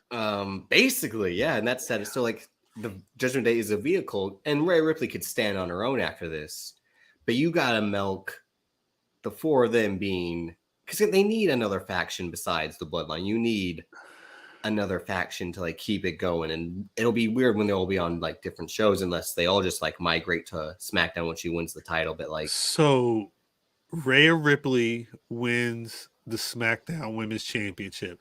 Dom Mysterio does what Ken Lu said that they talked about, where Ray said in his last match he wants to pass his mask down to Dom so he can carry the legacy. So Dominic is going to have the mask, whether it's in his hand or on his head. Rhea Ripley's going to have the SmackDown Women's Championship. Finn Balor's not going to have anything, and Damian Priest is lucky to be with. You want to know? Finn Balor's going to like have the energy of like being Finn Balor, and Damian Priest is going to be like, it's literally going to be like, and Damian Priest. It's like, yeah, and at least Finn Balor can become a Rastaman. What's Damian Priest's other form? Nothing. This is his other form, right? Like, just embracing. So he only had one form, and that was like Scott Hall-ish, like lit pirate. Yeah, he's like he's like modern pirate. Yeah, and not in a good way. I think it looks like a corset. No, I mean, he's a thin dude, but it is a slim dude. It looks like a corset. I don't know. It looks like it hurts. The reason I think they can't give him the mask to turn and face, which is why I started to hate Cody Rhodes. Cody Rhodes being the ex-WWE guy on the indies, joining the Bullet Club, being like, I'm such a great talent. I'm going to align myself with these guys and all that and prove I'm better than the people that say they should be in the WWE. That worked. But then when he became, I'm doing this for my daddy, I'm like, fuck off. Like, get out of here. And it all started with All In. He's like, I'm going to win the title that my daddy won, the NWA title, the title that's been in my family's hands before. It's coming. And I'm like, I liked it for like the moment. I'm like, all right, like do it for your dad. But I'm like, in the grand scheme, I'm like, what are we doing? No, I'm like, no. I appreciate it for for his genuine, want to like to get close to his father, like hold this title, like have his picture next to his father's picture. But like in the overall, I'm like, no, thank you. Like, no, thank you. Working. That's odd. Because all you want to do is be like, I'm the man who's doing this for the other man and for, and my family, and that's why like in AEW it was just like unbearable what he was doing with like the overbooking. And that's why I did those push-ups, because I thought he booked Malachi Black to beat him. I'm like, oh, he's obviously going to book himself to win the second match, and then they'll have the rubber match. No, he loses the second match. Fuck that. I don't remember what was going on. I don't remember what that situation was. The first match, well, don't forget, like Malachi Black shows up in the dark, kicks him with the fucking dress shoes on. Like Roadhouse kicks the shit out of Arn Anderson, then kicks Cody Rhodes, and then Malachi Black beats Cody Rhodes in the first match. And what does Cody Rhodes do? He takes off his boot. He leaves in the ring. He does his thank you. Goes home. Arn Anderson has to show up at his house with a fire, throwing stuff in it. Do you remember that? No, I don't remember. Arn Anderson has to give him the eye of the tiger. Like, you got to show me. You got some fat left in you. He takes him like to the Nightmare Factory. And like Cody Rhodes like does like some weird training thing, where like he does some arm drags on some people, then someone like attacks him from behind, and then Cody Rhodes is like, that's not part of the drill. And Arn Anderson's like, this is a fight, boy.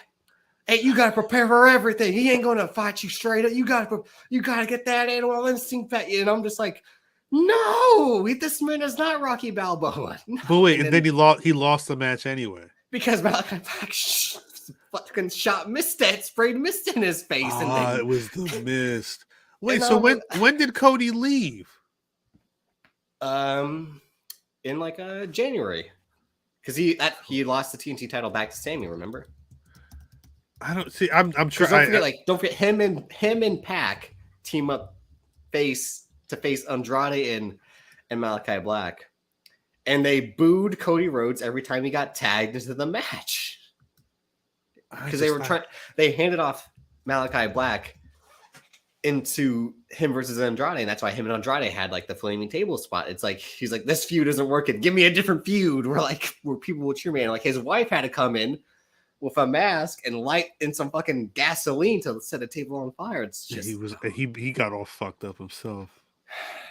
Damn, I forgot. I really don't remember why. I'm saying this is because that was stuff to genuinely dislike Cody Rhodes. And like, yeah, as much as I don't like Cody Rhodes, I'm not one of these people who are saying like Cody Rhodes is losing that magic. I'm like, the fans still want Cody Rhodes right now. You can clearly see that. Like, I don't know what kind of fake propaganda they're trying to push for like Cody Rhodes is getting booed. I'm like, as much as I hate him, like fans are for him. And like I said, it's because he got injured. Had he stuck around, who knows? Maybe they would have been with him the whole time. By him going away, that created that like, oh, we're gonna have to restart all over again, which means we're gonna get rehyped with a return pop. It helped him getting injured, helped his career. Yeah, because I remember it gave people something to look forward to again, because they were already enjoying what he was doing. But who knows if that would have cooled off with him constantly beating Seth Rollins and what was ever next after that, whether it be Roman Reigns or someone else. Like maybe that would have derailed his momentum if they handed him to Roman Reigns right away, or if he went on to another meaningless feud and then was constantly being prolonged to face Roman Reigns. Him coming back at the Rumble with the return spot and being thrust into a Roman Reigns feud, like them doing the hot shot is working because the fans want to ride that momentum again. If he wins and beats Roman Reigns and they don't do nothing with him after, and it fizzles out, does that show he wasn't that guy and that they should have waited, or it's all a matter of circumstance? We'll have to wait and see in a few weeks. I think he's done nothing himself to show like, don't get invested in me. It's the exact. I mean, for me, he does every time he speaks or wrestles, because it just shows like, and this guy isn't as good as he thinks he is. So I think it's one of those things where, like Kofi Mania, you kind of just gotta do the thing. Like you got to test it out and see if it works or not. Not saying that Cody's going to win, but like you got. Well, that's almost something different. Where that's Kofi Mania is someone genuinely like earning people's respect and love, even though he already had it. But I'm saying to want to see this guy in the main title spot. Oh no, yeah. Versus like someone like Cody Rhodes, who was like that was more or less where they were going for. Kofi Kingston was never like he'll be a world title contender one day. It's like your stop is here. You don't go past here. Like, no, right. But that was until the people started giving them a reason. I'm not saying that Cody Rhodes is anywhere near the level of Kofi Mania, but I think it's more maybe they're in a situation where they want to try something different. Maybe they want to shake the room a little bit. Who knows what's going to be happening? I would hope that if Cody does win and is an undisputed champion or whatever the case is going to be, they would have some type of plan. But that's the thing. I think I was trying to think about what would have been the build if he was gone after Extreme Rules or Hell in a Cell last year. Yeah. He probably would have been in a meaningless feud or two until the Rumble. Like iced him, killed his momentum, and would they have fed him to Roman Reigns and it would have mattered? Or I think what you would need to have done if the plan was still, from what I gather, I've read that they've had a lot of these plans locked for a minute. Like this is where they wanted to go for months. And when I say months, I mean like October of last year. Yeah. I think you could have a couple of meaningless feuds as long as the goal is still there. Like in October, Cody Rhodes could have been facing Kevin Owens or whoever the fuck, but the end result always has to be you're just one stop on this tour, and that's where it's the title. The negative aspect of prolonging the inevitable, especially in wrestling, which is like where one company hot shots things and then kills them right away. Like the Powerhouse Hobbs being the TNT champ, I'm extremely worried now because that has now, with the exception of Darby Allin, that has been a death sentence being the TNT champion because someone like Darby Allin, I understand that because I'm a fan, but like can carry a feud of the week right for the title every week. Powerhouse Hobbs, I don't know if he can. They're going to treat him like Miro probably, where he's just going to face squash guys and minutes and seconds in it. And but now he's got QT Marshall. Well, and that's the unfortunate part too. And but again, that makes sense in the story because they did have past interactions. And that's again that Tony Khan thing of like, remember what I did over here? Yeah, nobody remembers. I'm bringing it back. Like, people I know who watch AEW religiously were like, "Wait, what? QTV?" No, I knew that. I'm like, that made even though I didn't. You knew that. Journalists that I follow on Twitter, multiple ones are like, "What? I do not remember," or it took me a minute to remember.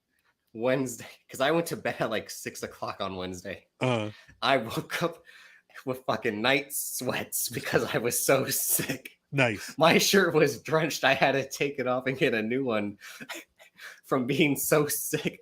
And like, I go on my phone. I'm like, oh, Powerhouse Hobbs is now the TNT champion. QT Marshall. I'm like, they did not run back this story of like Hobbs being like, I see something in you, kid. When he was with his factory guys, like, and Hobbs was helping him face Ricky Starks. What? This is like 2-3 years ago. This was last fall. This was on the TV show. Yeah, I do not remember. Remember Ricky Starks was fighting the factory. This is on Rampage. Basically, yeah. Unfortunately, because that's where the people go. That's probably why. Why. It all makes sense. Yeah. Yeah, no, the whole thing was like when Ricky Starks broke off from Team Taz. I'm sorry, broke off and then was betrayed by Hobbs. He was fighting the factory in the interim, and QT Marshall was telling Hobbs like, "Hey, there's a spot for you here, in the factory, yada yada yada, bada bing, Paisan, like." So QTV. That's stupid because apparently on Twitter he said the factory doesn't exist anymore, which I'm like, why? That actually worked. Like you need putties, like you need Power Ranger villains to get squashed, like, and they were good for that. QTV, man. Yeah, can't wait. But if a Powerhouse Hobbs is like the DD champ, I'm like, one, I don't like this because why did Wardlow just win again? Like, hey man, except because in Tony Khan's story, like you have to end one feud to start another. I'm like, but the first feud already had something in the mix with Darby Allin beating Samoa Joe, so that didn't make sense. Like, I don't know, man. This should TNT champion right here with his man. I'm glad he's the TNT champion. I'm happy for him. Yeah, 2 Chainz and some Tims and same Bay Area. The Yay Area Tims. Yay Area. Powerhouse Hobbs, aka 2 Chainz. 3 Chainz. Now he got the belt. Jesus. What a man. There was something I wanted to talk about before we get out of here. What's up? The only news of the week that had my interest for real was I didn't get to talk about it last week because it got postponed, and that was the trailer for the Amazon show Citadel. Do you want to know what the show is, Khal? I do not know. Amazon's doing a lot, so I'm never surprised. I don't know what they have going on. Yeah, they just announced what you spoke into existence last week, which is Michael B. Jordan being part of the Amazon family. He got his wing, which will be weird having like. All right, so like one of the stories is that like what we talked about that there might be like a story focusing on the daughter as a TV show potentially. And I'm like, is they going to do like his daughter as like a young boxer, or do they like flash forward, hopefully, where like maybe she's 16, 17? I think that may be what it is. But so again, is Michael B. Jordan going to be on that show? Is Tessa Thompson going to be on that show? Probably not. They talked about that Drago show. I'm like, that would have made much more sense prior to this, because I would have liked to see what he was doing in the interim besides showing up in the film and being like, they're cool now, which makes sense. But like that actually makes sense because there's a Creed 2 deleted scene where they talk to each other after the fight, and Creed says, we're both bigger than this, we're both bigger than our legacies, we're our own people. And it's basically the same scene that Dame and Adonis have after the fight in the locker room. It's exactly like that. And I wonder if Michael B. Jordan wanted to do that scene because it got cut out in the second one. Of like two guys talking in an empty locker room after a fight, having a conversation. Word. Even though he cut out a bunch of shit in his own film, as we discussed last week. Why does this looks familiar? And I don't know why. Well, because the font is very Tenet-esque. Like they ripped off the Tenet font for real, and even the picture of like they're going like they're mirrored. Okay, so as you see, this is from the executive producers, the Russo brothers. Always. So this is the gray people, Khal. This is what we're getting. The gray men. The gray couple. The grays. So they're both spies who have amnesia. So they don't remember being spies. They were watch this trailer, Khal. Watch this trailer. Because Stanley Tucci is like, you were part of Citadel, spy organization that existed on its own, but no longer exists because it was destroyed. So Richard Madden and Priyanka Chopra Jonas don't remember that they were spies. There was an accident that gave them amnesia. They're a couple? No. Oh, it seemed like they were It seemed like they were partners, maybe lovers too. Gotcha. But it's not like Mr. and Mrs. Smith. It's nothing like that. They just don't remember shit of their past lives. Okay. But the reason I've been fascinated with this, besides the people at the helm being the Russo brothers, the men that brought us the gray man, is that the story behind this was phenomenal. I talked about this on Banks versus Davis last year. I read the whole Hollywood Reporter article where like they had to reshoot this show as they were making it, but the whole time the Russo brothers were reshooting this show, they were shooting the gray man. So I'm like, shit.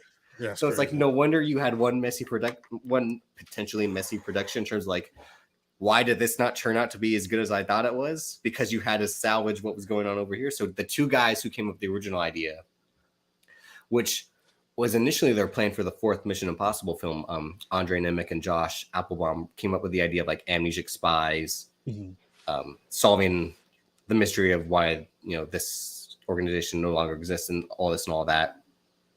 That was the original plan for Mission Impossible 4, along with some like whole action sequence that takes place on a ski slope and in the winter, like with them skiing. Like they used that wasn't used in Mission Impossible 4, but it's used in this trailer because Richard Madden is skiing down as bullets are being fired at him. So like they kicked off those two guys. The Russo brothers came on to like rewrite the show and kind of reshoot it. And it's just insane. It's the second most expensive show Amazon made because of the reshoots. That makes sense. Because they were based to like undo what was going on. And the whole point of it is that this is supposed to set up spin-offs in Italy, India, and Spain. Like this is supposed to be like Avengers spies for Netflix and for Amazon. This is their idea. Rickmaker 13 said Stanley Tucci's wig is horrendous. I gotta find it now. He's not wearing a wig in this. He's bald. What? Yeah, it's just Stanley Tucci. maybe in the Hunger Games. Yeah, that's the whole point, I think. Oh yeah, he looks. He's bald as photo I saw. Yeah, it's just Stanley Tucci being Stanley Tucci. If he has a hey, Rickmaker, let us know if he got a wig. Let us know. He doesn't have a wig in this. It's just I'm the image I saw. He bald. He looked like himself. But it's gonna be sick, and they did all this for 6 episodes, Khal. It's only 6 episodes. $400 million for 6 episodes. Shut the fuck up. When I read the 6 episodes, I was a little excited because I'm like, oh great, so like there's not so much of this show too. Because as someone who hates TV in terms of like how much story are you gonna tell me? Hates TV. I told you the only reason I hate TV is I'm like 8 episodes really like how much time are we just like killing plot, like like let's speed some things up a bit like. But yeah, 6. I'm like, oh, so 6 episodes. They were just like, yeah, like this show was too expensive to make. That's a lot of money for 6 episodes. It's a movie. Just make a movie. It was originally like $250, but then the reshoots and basically like restructuring it, like ballooned it back up to be the second. I'll tweet the article because it was fascinating to read. It's like Joe Russo, who was working on The Gray Man, had to come in and rewrite these scripts and then reshoot some of the scenes, and it's just like, huh? And again, and they're like, and this is supposed to set up a whole franchise of spin-offs. That's the wild part, yeah, like there will be a Citadel show about like an Italian character in Italian, like on Amazon, like that's what it'll be like. Yeah, no, they're trying to get in their Netflix bag right now. I can see it. They need the content though. But no, my problem is like, did you not see how this worked for The Mummy? Like when they were like, they don't care. They what Amazon Universal cared when they were like, we're gonna make a dark universe, and they cared to shut the shit down. Well, that's the thing. They shut the shit down. I think Amazon's trying to make something pop. Lord of the Rings didn't pop like I think people would have thought it would have popped. Which is why Warner Brothers is like, we're making the movies again. Like they're trying to figure out some type of series to make people want to stay. Not that people don't rock with Amazon Prime Video, but what's their what was it, Ms. Maisel, Marvelous Ms. Maisel or whatever? Yeah, like they're laying is, but as we talked about last week, they're going to have Swarm. That looks a little interesting to me. The Donald Glover co-created show about interesting. But you got to if that's dope, they got to market. Again, that's because they have Donald Glover, like Michael B. Jordan, like in-house to like create content for them. Like they took him away from FX to create shows from them. So like whatever else he'll come up with next, they'll produce, and like it's a double-edged sword. I mean, that shit could be cool or it could really not be cool. But this show. Oh no, yeah, in this Jennifer Lawrence movie where Oscar winner Jennifer Lawrence is like in a raunchy comedy now.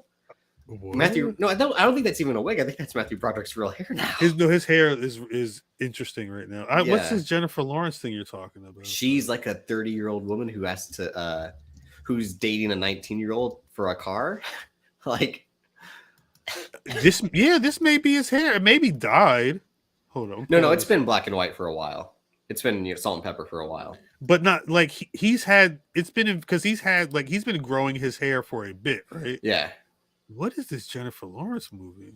Yeah, it's No Hard Feelings. Yeah, it was Feelings. When I saw the trailer, I'm like, did they film like 65? I'm like, did they film this years ago and not release it? Like maybe. It's like, no, she wanted to do this movie. It's like, like she's producing it too. It's something like, she's an Oscar winner who can star and produce.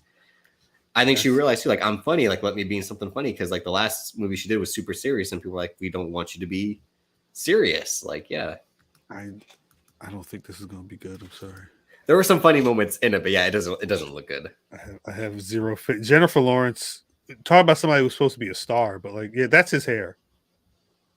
You know what? That does look a little wiggish. That's what I'm saying. I think they may have colored it. No, the color looks weird. It probably is extensions. I don't know. He got hair. Man got hair. But yeah. That's the only image I could find from the movie. It looks like on the internet, but yeah, I don't know, because he was on hold up, he was on what's the name of that show? What the fuck is the name of the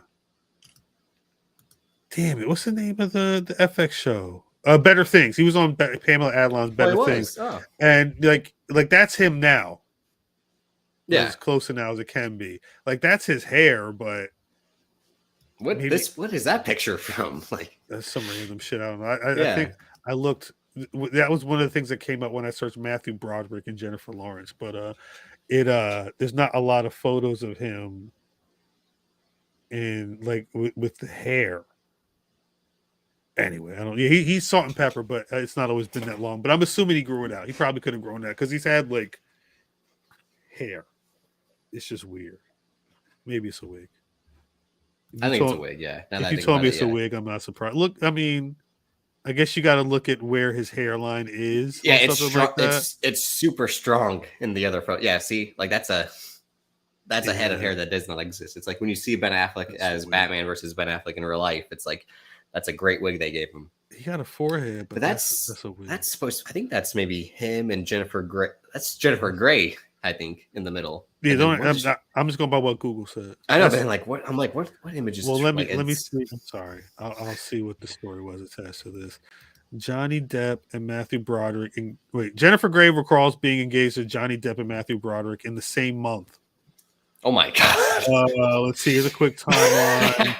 He met Broderick on the set of Ferris Bueller's. Yeah, which is weird when you play brother and sister in the movie, then you get together in real life. A week later, she went on a blind date with Johnny Depp. What the fuck? How'd they get all engaged though? In her book, Grey wrote that 2 weeks after meeting Depp, he proposed and later took her to Tiffany & Co. in Beverly Hills, where they picked out a small emerald cut diamond ring with small emerald baguettes. They soon moved in together, started talking about a family, and got a puppy named Lulu. 9 months after they met, she broke off their engagement. When the fuck was she engaged to Brodioski though? Probably right after.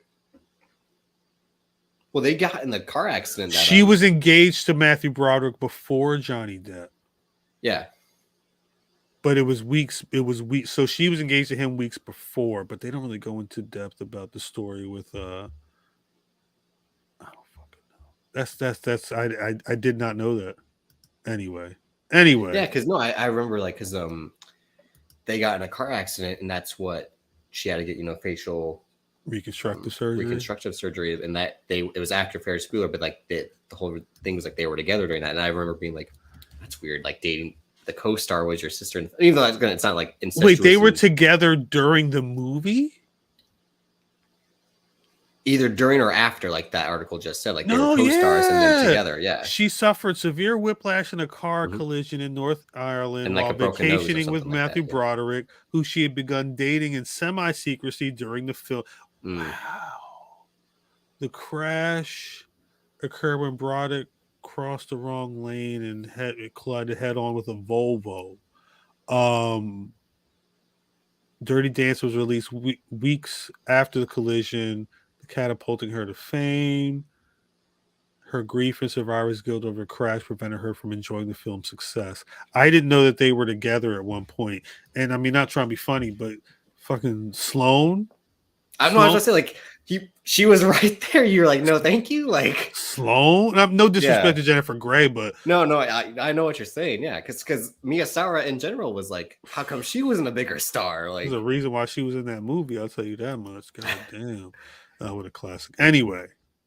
Do you like Ferris Bueller?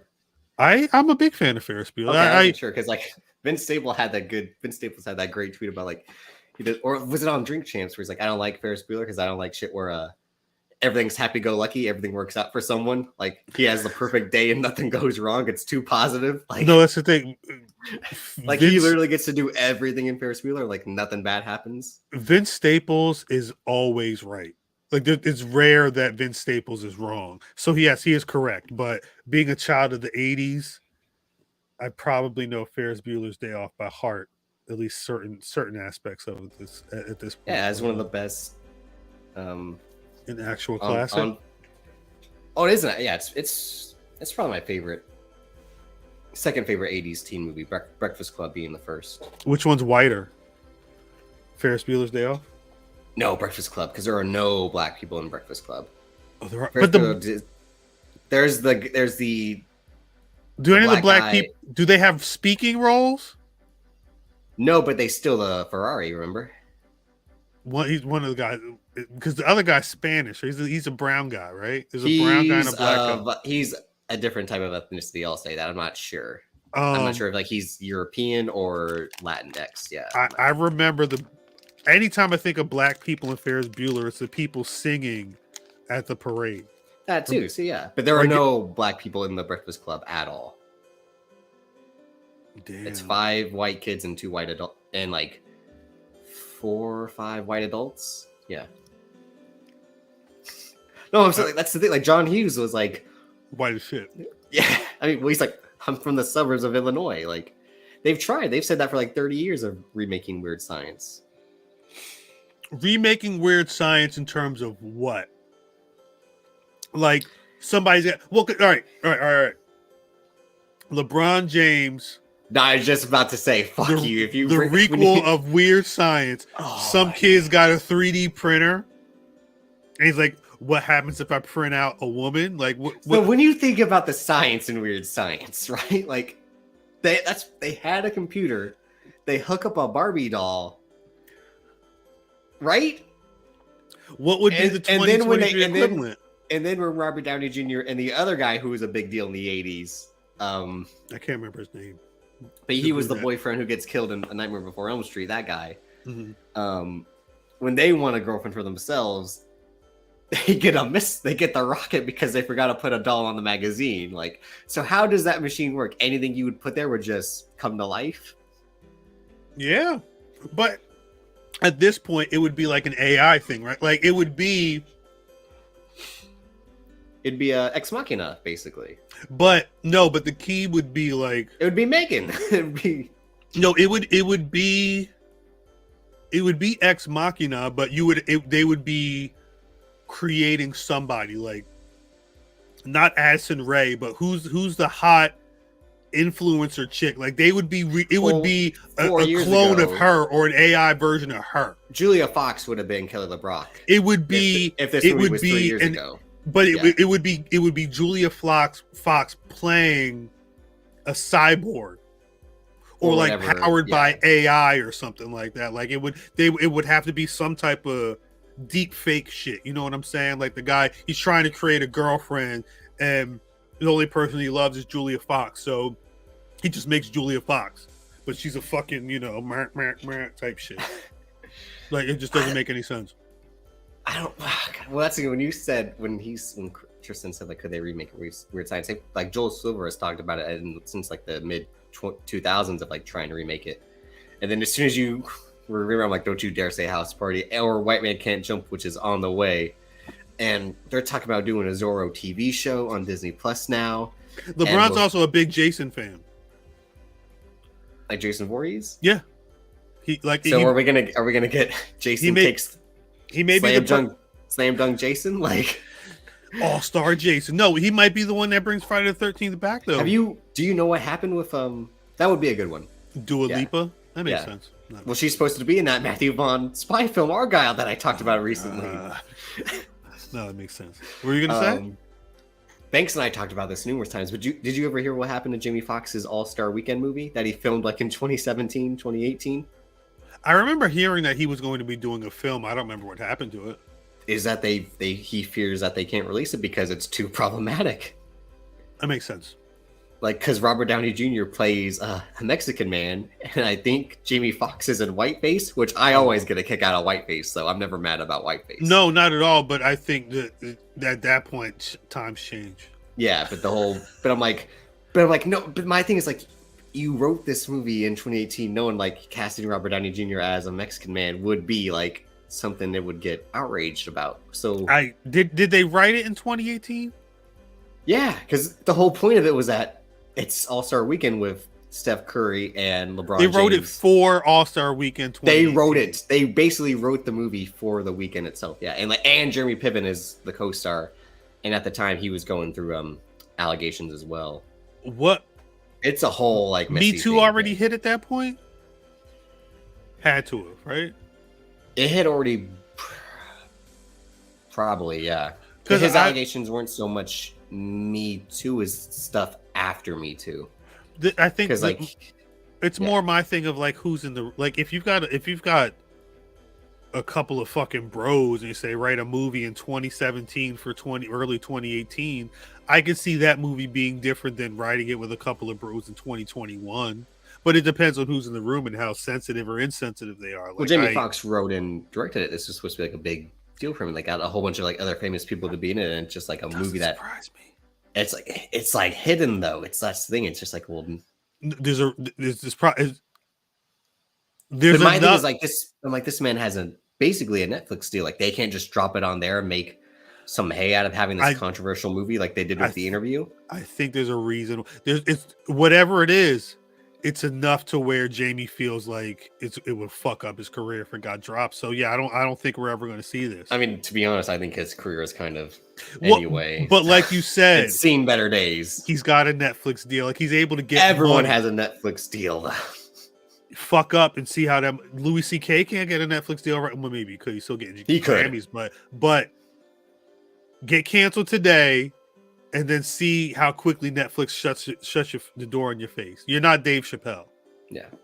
The other thing because I forgot to add this on last week because it was news that dropped last week. But not only did The Weeknd have this trouble with The Idol, but he and Jenna Ortega and Barry Keoghan, who's the Joker in the Batman, spoiler alert for a year-old spoiler, but he was in Dunkirk, Banshees of Inisherin, Eternals. The three of them are going to be in this movie written and directed by Trey Edward Schultz, who did Waves. I haven't seen Waves. You didn't see Waves? No, it's one movie I haven't. It's been on my list, but I haven't seen it. Check it out. But he also did It Comes at Night, which I saw, and it was pretty good. Which is also like a very like big like COVID movie, to be honest. Which one? It Comes at Night. Yes. Very like pre-COVID, but this is about COVID. And you never saw It Comes at Night? No, I'm saying I did see that. I just haven't seen Waves. You didn't see Waves. Different films, totally different films. But I know.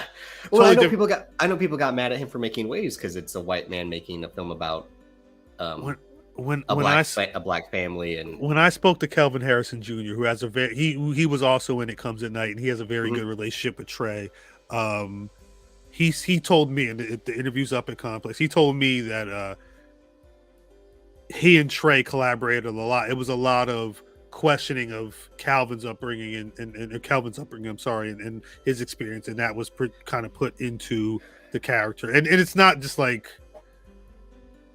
he's not a stereotypical black person. I think you would say like it's it was the height of because it was 2018 when it came out or 2019. 2019 maybe. It was one of those, and it's more accurately so like of authorship and who can tell stories, and especially certain stories, being that Trey Edward Schultz is a white man, and can he tell the story of like they're supposed to be like a middle class or almost upper middle class black family, right? Mm-hmm. Sterling K. Brown, Renee. Oh yeah, they got money. Yeah, like, it's like how can this white man tell this story that he wrote and directed all that? You got to watch this because Shorty's in it. Alexa Demi, yeah, and Taylor Russell, I think, is in it too. I will say Taylor Lucas Russell, Hedges, yeah, Taylor in a film with Kelvin Harrison once. In a film with Kelvin Harrison Jr., who's a really phenomenal actor, Taylor Russell's the star of that movie. Yeah, with Lucas you can Hedges, tell from the trailer. Yeah, Taylor's the one in that film. But Trey Edward Schultz has this movie that, funny enough, is being co-written by The Weeknd, as we discussed. Like, did he even write any of the scripts for The Idol with his collaborator Reza Fam, I think is his name. Mm. And there are no details of what this movie's tone is going to be, if it's going to be horror or if what's it going to be. But Jenna Ortega is going to be in it. But Jenna Ortega, who is again star of the moment as well, she might be in the running for MVP as well, given how Wednesday took off. Scream 6. I'm not going to Barry Horowitz right now, but did you see it coming with Jenna Ortega? Motherfucker, I knew. What were you? Did you watch? She was on You, right? I knew it when I saw her on season 2 of You. She was young and she played a kid, but the way she was able to back and forth in that type of film with those types of that type of series, those types of situations, I paid attention then. I knew it when she got X because that felt like a leap for her, but she got X, and then I heard that she was going to be Wednesday. Excuse me, sorry. Yeah. I already knew it. I knew it. I just like Jonathan Majors this past couple of months with Creed and Quantumania back to back. And you see what he has next? A Spike Lee movie called The Understudy. Right. I did see that. This is going to be gold. I can already tell. Like this, because he's going to play someone who's willing to kill for the part. Like I'm like, this is brilliant. Because again, I'm with it. The unfortunate part is like Jonathan Majors can't play anyone but these vulnerable villains. It's like he's gonna something about him. He's gonna play the guy who like wants to be the star and probably like will have the talent to be the star, but like he can't catch the break until like until he comes up with the plan, whatever, to murder the star. And it'll be him and Spike Lee again, who Spike Lee knows how to. Spike Lee is what? So he went from Denzel, right? Yeah. And then he got Anthony Mackie early. I never saw what was it? She Hate Me? She Hate Me, yeah. Yeah. And then he got John David Washington. Jonathan Majors early with the Five Bloods.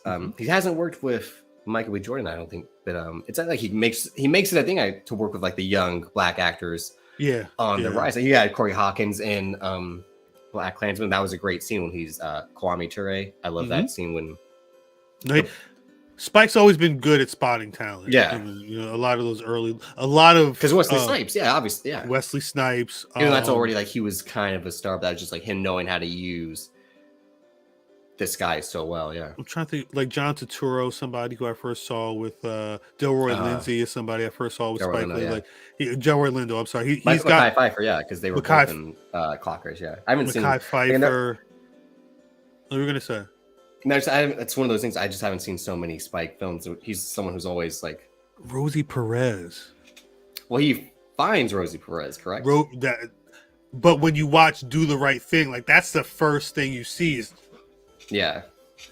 So again, what's our cover image? White Man Can't Jump with Mookie. Yeah, nah. Rosie Perez with the letters Q. Foods that start with the letter Q. Well, she said a quince. Anyway, would you do what he did at the end of the movie? Would you go and play the game? Would you?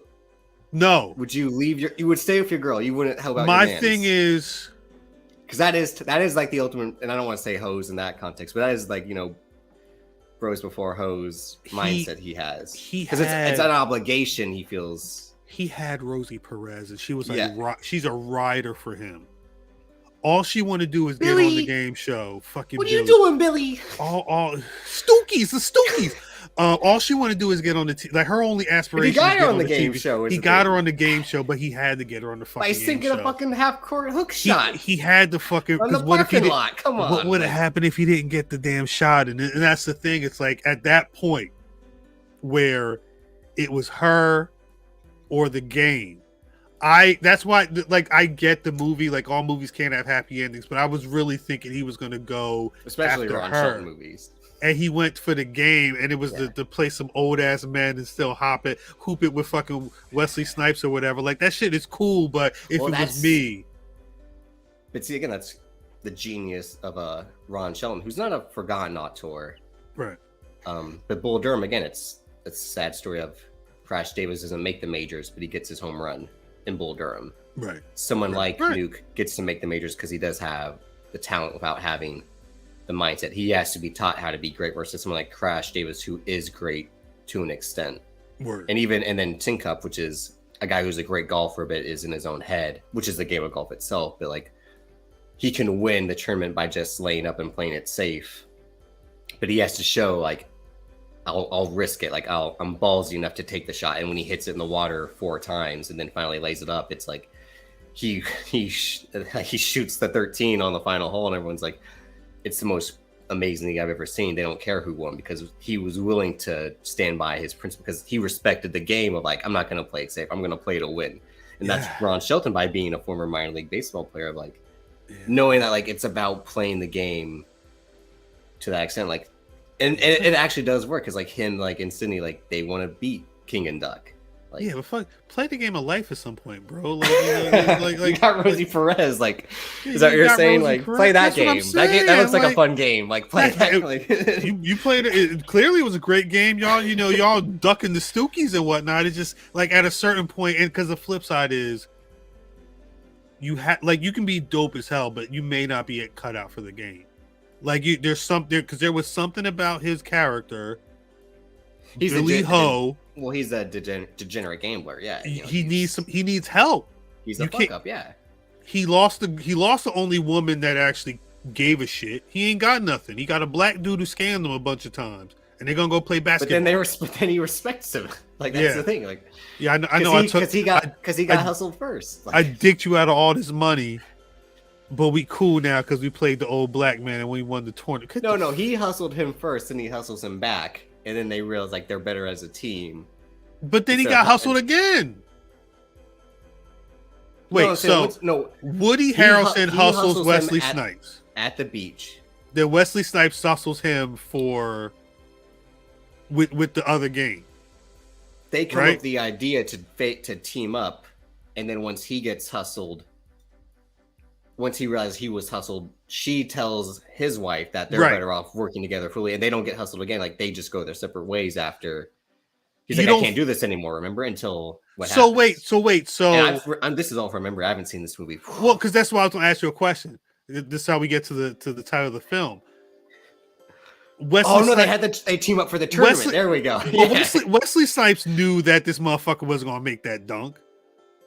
The degenerate gambler in him, they had to stop off at some fucking hole in the wall, and after he's like, I'm saying there's no part of the tournament with the great part of like, I'm in the zone, I'm in the fucking zone. I'm in the zone. When him and Dwayne Martin and talking shit, Dwayne Martin back and forth, like, I'm in the fucking zone. Jesus. Anyway, what a film! If you've not seen, at least we talked about the cover image there. It all makes sense now. Well, I'm gonna rewatch it prior to. I don't know if I'll rewatch. I mean, I don't know if I'll watch the new one, but I'll definitely rewatch. I was gonna say if you've been seeing stand Jack Harlow, you've been seeing commercials for Sinqua Walls and Jack Harlow in the revival of White Men Can't Jump, maybe watch the first film. I don't know if that's on Hulu. Find that film. I think it is. Yeah, I would hope so. Rick Maker 13 said underrated sports film is Cobb, Tommy Lee Jones. I don't think I ever saw Ron Shelton did that as well. Yeah.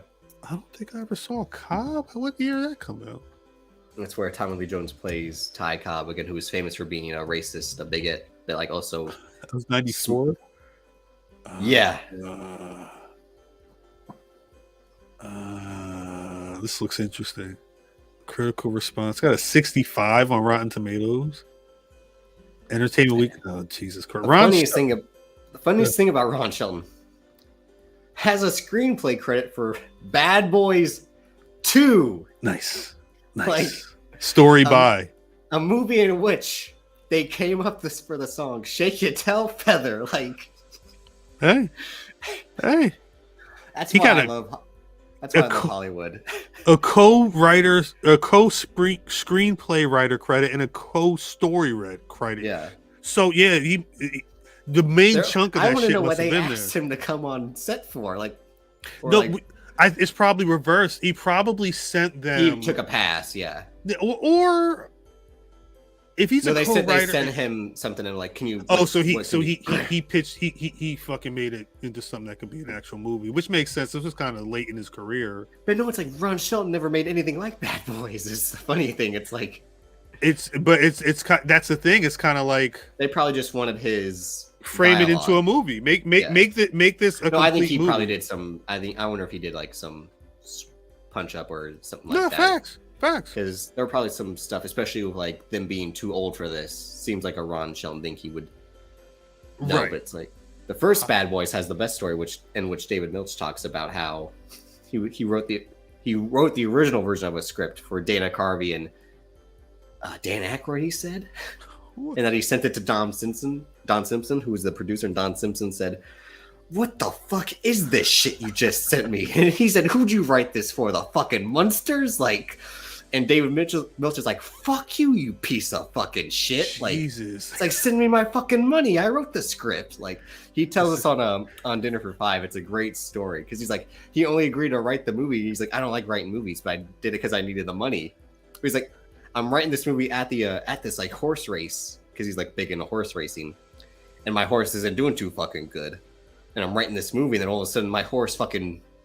And I'm flying all these people out to come see my horse race and all that. And you know, I'm writing the script and my horse ends up winning the fucking race. And I'm able to fucking, and then I send the script back like, fuck you, I got the fucking money now. Like, it's just like this. I'm glad that this live was only supposed to be an hour, y'all. I know. I was able to keep going, I guess. We went 2 hours, and the string of profanity coming out of Drip's mouth. I'm glad it came at the end of the show and not the beginning, although YouTube's apparently been lax. Was there anything else we need to get into before we get out of here, that's Drip? it. We'll be back. I'll be back, I should say, this Thursday on Black Rass. Unless Emilio Sparks will be there. I don't know. I mean, that was a late. I didn't even know Sparks was coming through. That kind of just happened. But do people think I'm ducking Emilio Sparks? Yes, I am. Jesus Christ. On that note, Drip, where can the people find you, Drip? You can find me on Twitter at Davis, aka Drip, Instagram Davis Colton DC, every Thursday live, YouTube Black Wrestling, 5 mics of excellence, myself, Fam, Mimi, Khal, Math. Patreon, this is where White Noise normally is. So if you liked what you saw here, pay the 1, pay the 10. Those episodes have much more single topics or a bunch of topics. They're not just flow like how we've been doing the last 2 hours, which was interesting too. That's why I like doing the lives too. If you have some questions, you can always ask them. If not, we're just going to chat about random shit. Facts. But also on the Patreon, we have Black Watch, exclusive videos that are going to be dropping there first and then later on the YouTube, like the best of content, Black Wrestling Reaction Club, Podcast Club, all sorts of stuff. Something else every Wednesday on YouTube, Where's Buffy, every Friday on the YouTube, and then on Where's Buffy's YouTube. So we have everything to offer here at Black Wrestling, so make sure you're checking that out. No doubt. Thank you, Drip. I'm at Khal at Twitter, at Black Wrestling on Twitter, Facebook, and Instagram, blackwrestling.com as always. Yeah, I think that's it. That's the end of White Noise for this week. Thank you, Drip, for making it through. And I guess let's talk to the white boy.